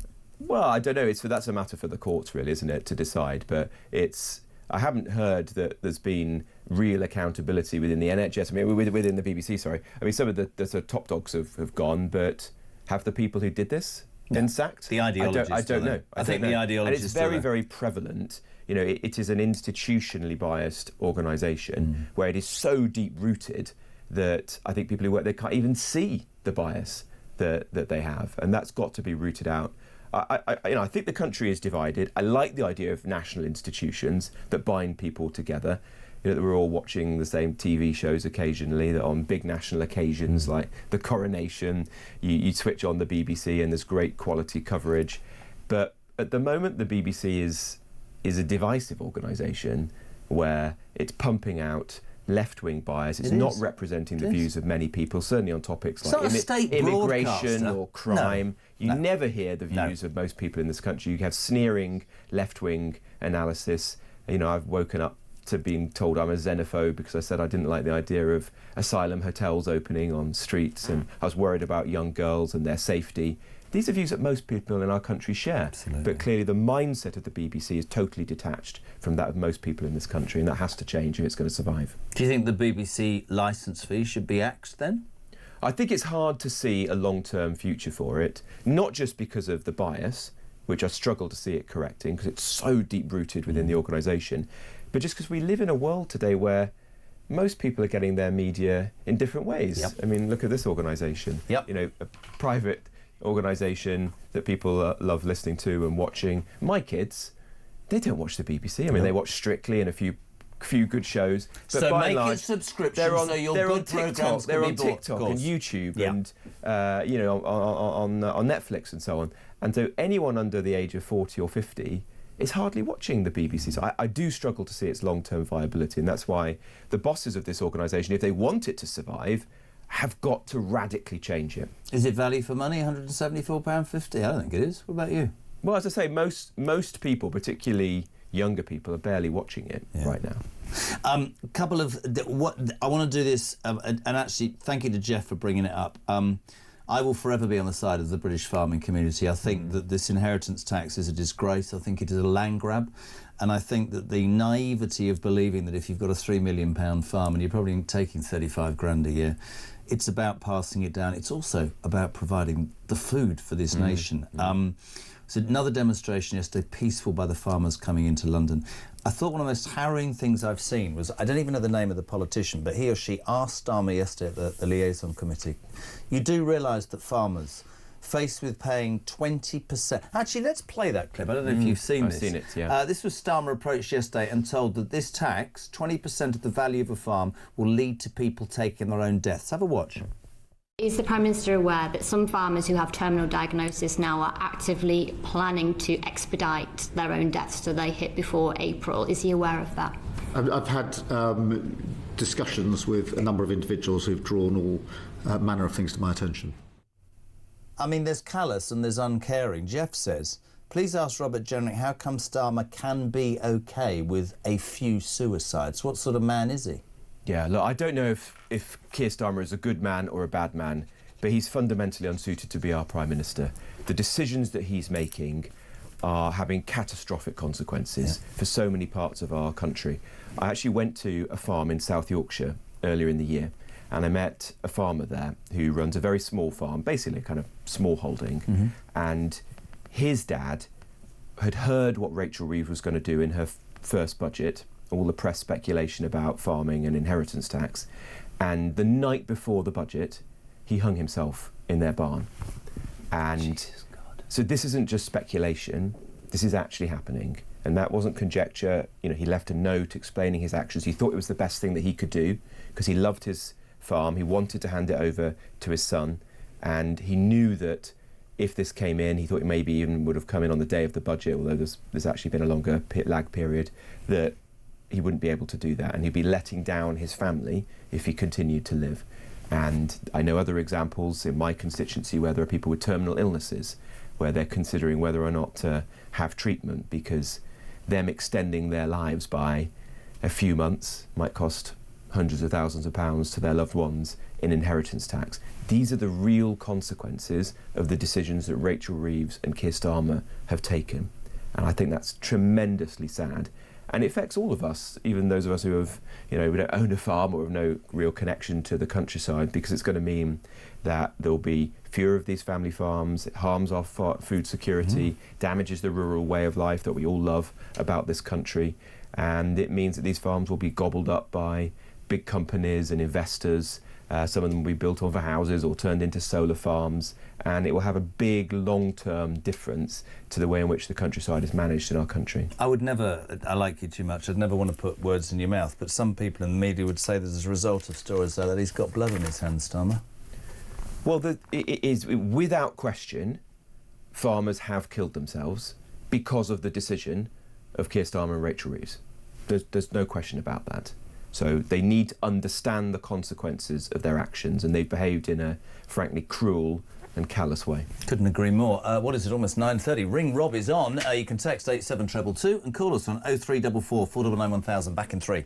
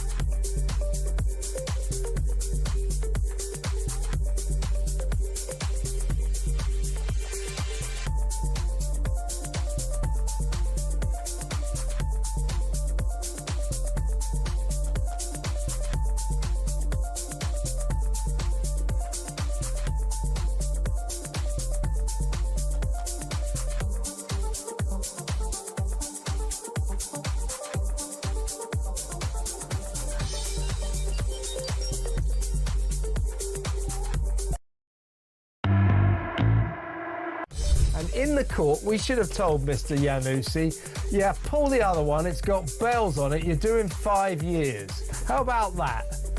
Yeah, it's this subtle bigotry of low expectation, Kev. You actually can spot the racists in the way that they are so worried about alleged racism. What they're effectively saying is that Morocco is such a failed state that this is allowed to happen there. It obviously isn't. Morocco is clearly will be better run than we are, because we are now a failed state.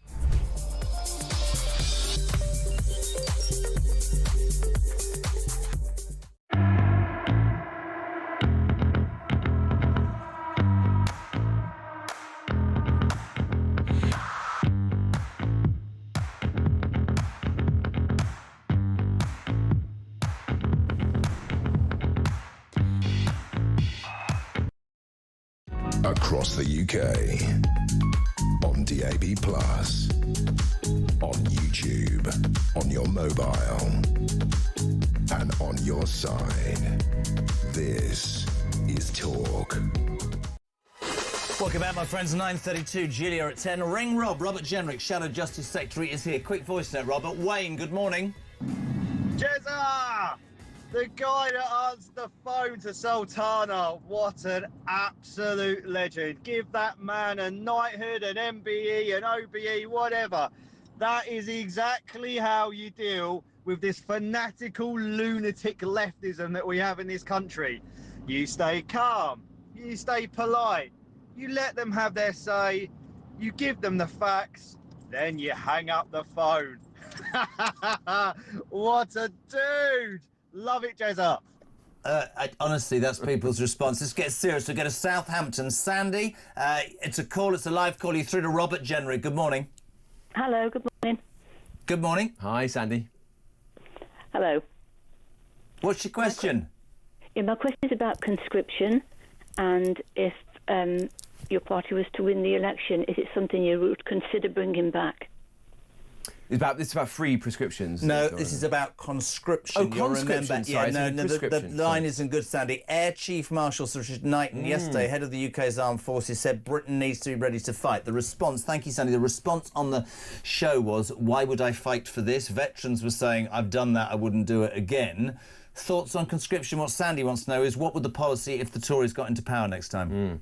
Well, look, we don't have a policy to bring back conscription. I see that other European countries are talking about some form of it or not. But the main thing is we've got to take seriously the fact that we've got huge threats now and our military is very weak. We've massively underinvested in it due to the naivety that we had in the post-Cold War period where we thought that everything was going to be fine. That clearly wasn't borne out. We've got to invest more now. It's creeping up, defence spending, just over 2%, maybe 2.5% in the next year or so, but it's got to be much more than that.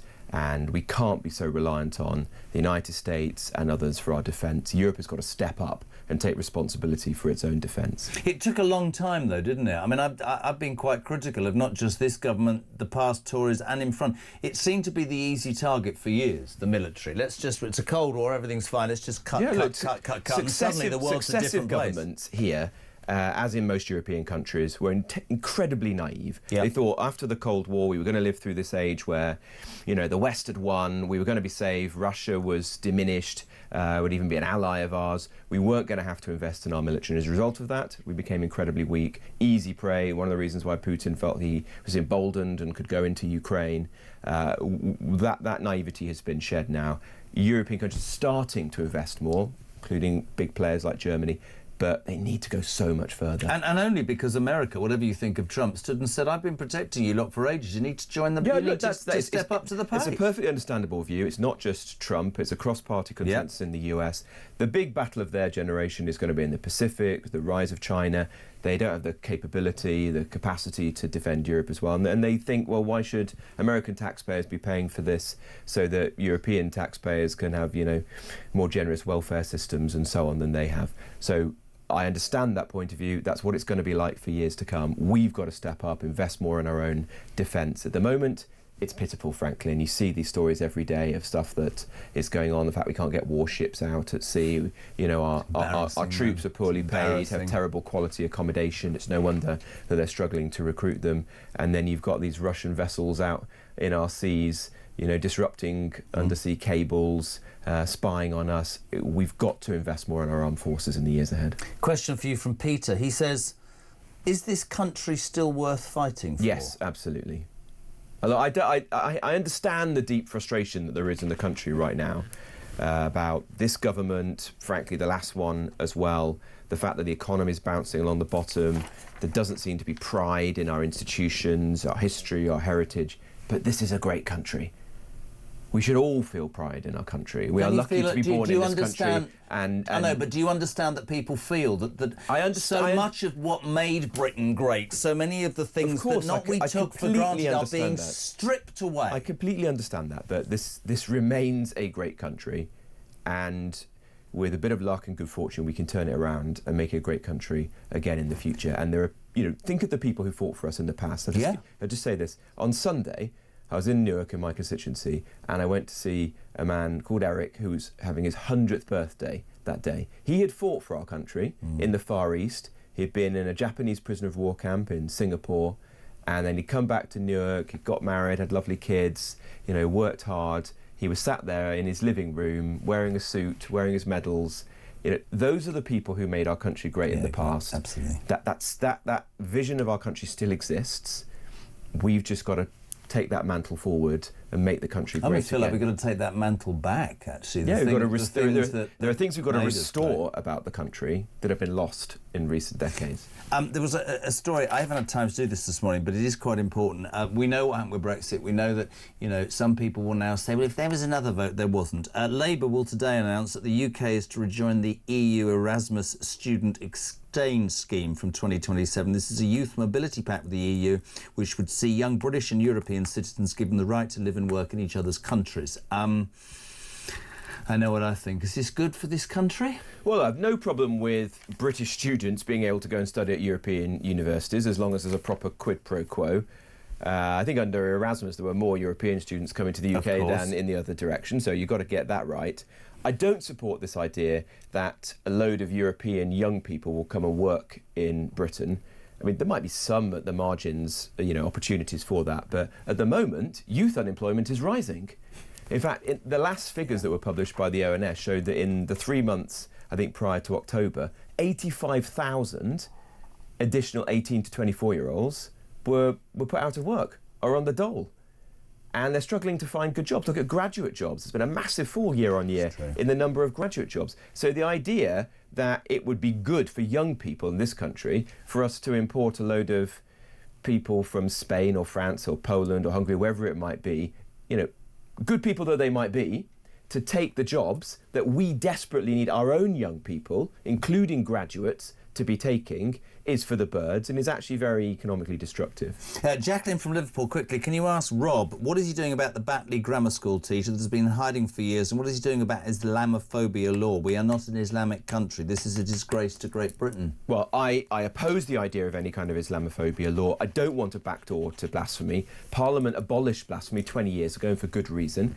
It shouldn't be for this government or the courts, frankly, to bring this back. We should all live in a free society where, yes, the religions that we practice are tolerated and celebrated, but you should be able to mock and ridicule religions, mine, yours, anyone else's, absolutely.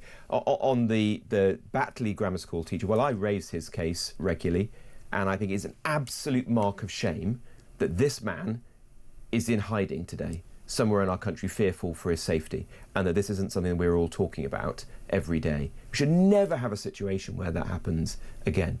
And that is why you have to have zero tolerance on extremism of any kind. Couldn't agree more. Live call. Chris is in Epsom. Chris, good morning. You're through to Robert Jenrick. Morning, Jeremy. Morning, Robert. Good morning. I've been asked to keep it concise, so I will try. Robert, you almost got me in tears this morning with that story of the Yorkshire farmer. I'm a London-born, Fulham born and bred, ex-UK Special Forces.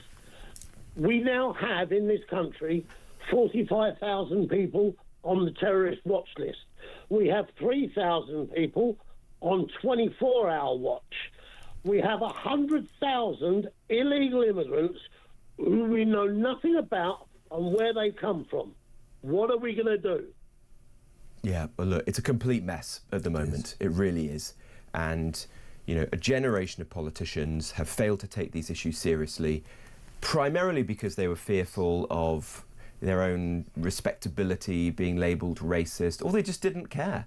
Maybe it wasn't their family that was living next to the asylum hotel, or whose kids were being knocked off the social housing list because migrants were coming into the country. They were blind to what was actually happening in communities, the pace of change. They weren't living in Bradford or Luton or Dagenham and seeing that the country was changing faster than it had ever changed in our modern history.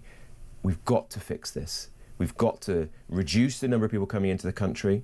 I want to go right down so that we go through a period of what I call net emigration. There are more people are leaving than are coming in. Give the country breathing space. Would you be firm like Trump is? Yeah, absolutely. Even if you criticise, he gets slagged all the time. But I can give this figure to you and Chris. May, June and July last year, 473,000 people across the southern border. This May, June and July, like him or loathe him, I thought his comments about Rob Reiner were awful. Less than 500 people. The only governments that have fixed illegal migration, Australia, Greece at one time, now the Trump administration, are ones that have been willing to do very robust things. So that's just a choice. If you want a government that's, 10 out of 10 for rhetoric, but 0 out of 10 for delivery, as the current Labour government is, and frankly the last Conservative government was on this issue at times as well, then you have that. But if you want someone who's actually going to get this done, then you've got to be prepared to take tough decisions. It will be robust. And be unpopular. In some quarters, it will be unpopular, but it will work. And that is how you fix it. Detain and deport everyone who comes here illegally. Get rid of these European courts and human rights laws. And in doing so, protect our borders, protect our own citizens. Always put the British people first. Neil, quick voice note. Question for Rob. Neil, good morning. Hi, Jezza. Hi, Robert. Quick Google search tells me that it's illegal to record a telephone conversation if you haven't let the third party know. Is Sultana going to be investigated for this? It's like the Al Capone way of getting... well, she should be done Sultana. for supporting a terrorist organisation. He's dead right, isn't he? Well, if she's going around supporting Palestine Action, then yeah, absolutely, there should be consequences for that. But it seems to me that she's just wasting the NHS's time at a moment when they've got more important things to deal with than Zara Sultana. I love this. When the brand new show starts on Monday, the 5th of January, Robert will be here on Tuesday. One final question. You don't need to prepare for this at all. Robert Jenrick, Shadow Justice Secretary, I think one of the best politicians we have. What would you give Keir Starmer for Christmas, then? Hey, come on, lad.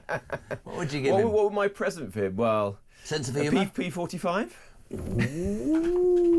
Although we may get somebody even worse if that happens. So well, that's the frightening thing, isn't it? That is the danger. Yeah, did you just very quickly, it's only got 20 seconds, did you see the front bench of Labour yesterday trying to explain something, and Angela Rayner stood up and said, "Shut up, I'm speaking," from the back benches. Is she going to be the leader, the next Prime Minister? I don't know. I've not got a window into the soul of Labour backbenchers, but it's certainly possible. Yeah, be careful what you wish for. Orange, listen, we wish you and the family a very happy Christmas. Have a good Christmas. Robert Jenrick, Shadow Justice Secretary, will be here next Tuesday, the 6th of December. Thank you, my friend. Thank you. 9:45. This is Talk Breakfast.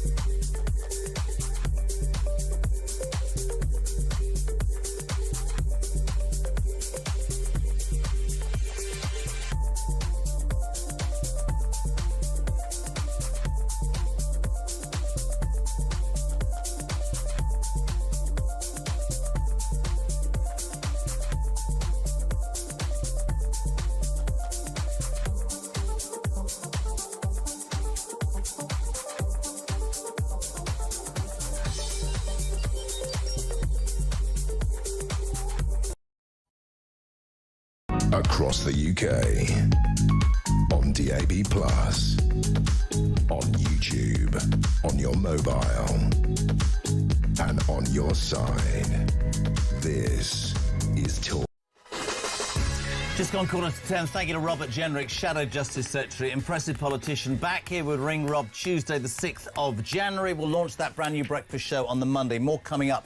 Julia will sound amazing. Julia Hartley-Brewer will be here from 10 o'clock. Layla Cunningham is next, Reform UK councillor, co-leads Reform's UK Law and Order campaign, and I can tell you will be the next Mayor of London. Layla, good morning. Good morning, Jeremy. What a lovely introduction. It's true. I love that mirror or picture behind you. Now, before we go any further, have you seen or heard the footage from HMP Bronzefield this morning? Zara Sultana. I don't want to give it any more of my energy than just reading the headline. I know, but it's brilliant, and I've got to play it again. For people who haven't seen this, Zara Sultana, your party, not yours. No, I know it's not yours. Nut job. She basically pitched up overnight at a prison in Surrey, demanding that Keza Zora, who's currently awaiting trial for an alleged break-in, part of a Palestinian Action protest, in jail, is on she's decided to be on a hunger strike. Day 46. Zara Sultana's taken it upon herself to try and save the day. Just give me 90 seconds to enjoy myself, Layla. It's been an early start today. Ladies and gentlemen, Zara is back.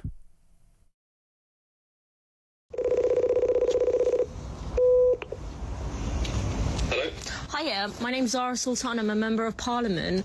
I've been contacting the ambulance service all evening because Gesa Zahra needs urgent medical care, and I've been told that it is the prison that have denied an ambulance transfer for her to go to hospital. Hello? Hiya. Hello, did you just hear what I said? Yes. Can I ask that the prison immediately allow an ambulance to transfer Gesa, who's on the 46th day of her hunger strike? Hello?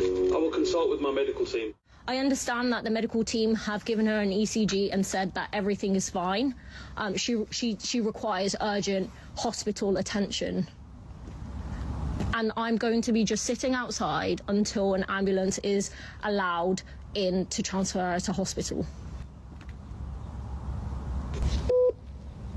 So I've just been cut off, so I will go and sit, as I just said, until they allow an ambulance in. Layla, I don't disagree with you. It's the last time I'm going to play it, but is it any wonder that the British public are fed up to the back teeth with what they see as the quality of politicians that are elected to represent them nowadays?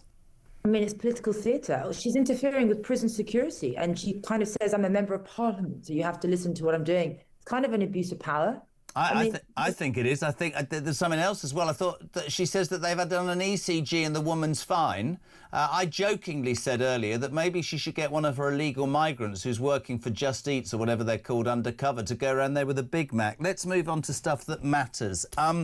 Couple of things, bearing in mind Brexit. One story didn't get as much coverage today as I'd have wanted. Labour will announce later that the UK is to rejoin the EU Erasmus Student Exchange Scheme from 2027. This is a youth mobility pact with the EU, which could see young British and European citizens given the right to live and work in each other's countries, bearing in mind the effort that went towards Brexit. What's your position on this? What's Reform's position, do you think, on this? Well, we're quietly re-entering EU schemes without an honest debate. I mean, we would not reinstate Erasmus. A British student can still go study in European universities. It's just not an exchange. And if it's such a great deal, then why are they sneaking it in? But what they don't talk about is before Brexit, it was a net intake of students. A lot more came here than they went to Europe. And if you read actually Erasmus, I think it includes staying for jobs. And that's taking jobs from the British public. No one voted for this. It's basically reversing Brexit by stealth. Brexit by the back door? Yeah. And you know, they lost the arguments for Brexit, and now they're trying to do everything they can, and you know, to bring it back. And Erasmus, it's not.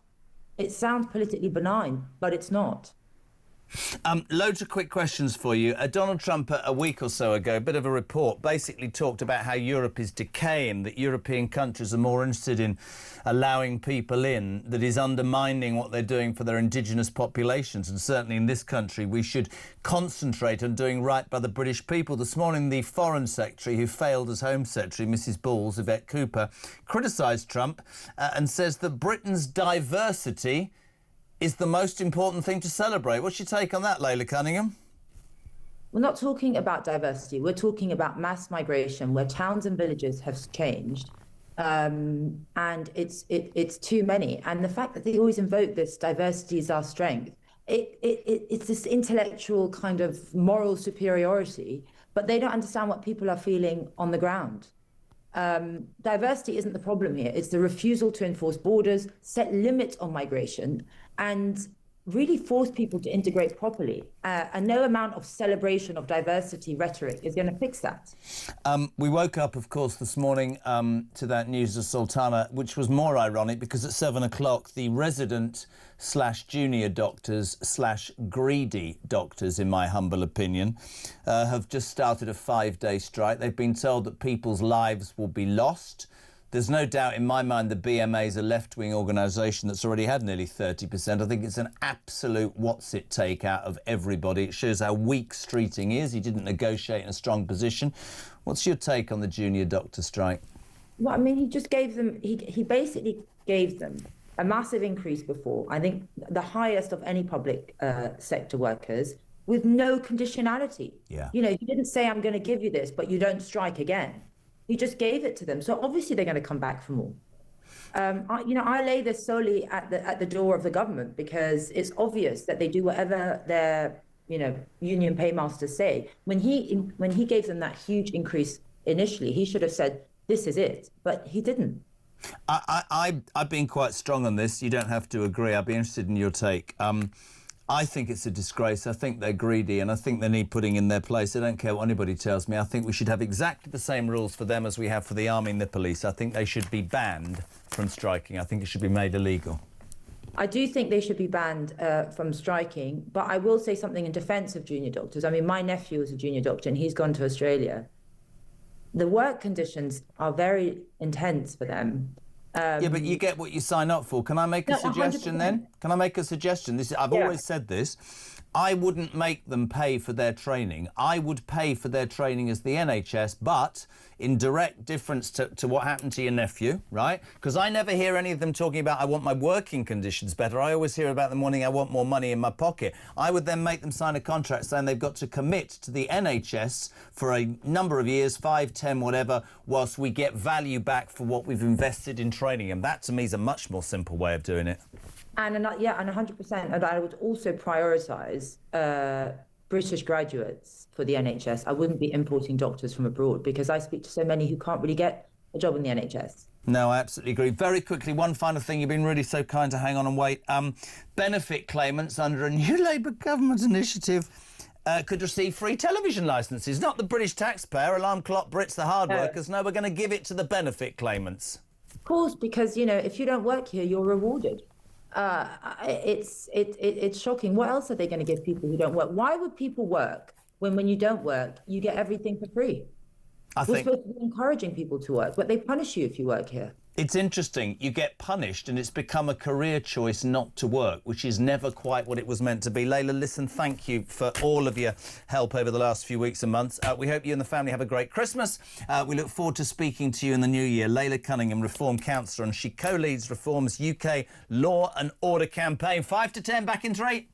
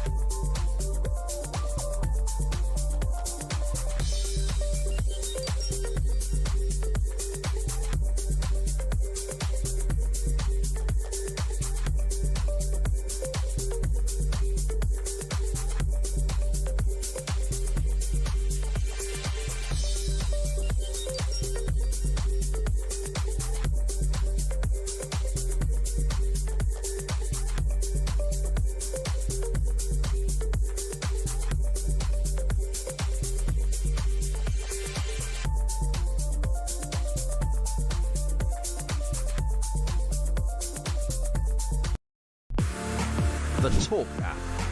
You can watch, catch up and listen to all your favourite shows and podcasts anytime, anywhere, all on the Talk app.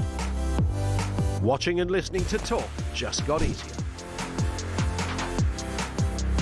There's now only one place for the home of common sense. So head over to your App Store or Google Play and search Talk now.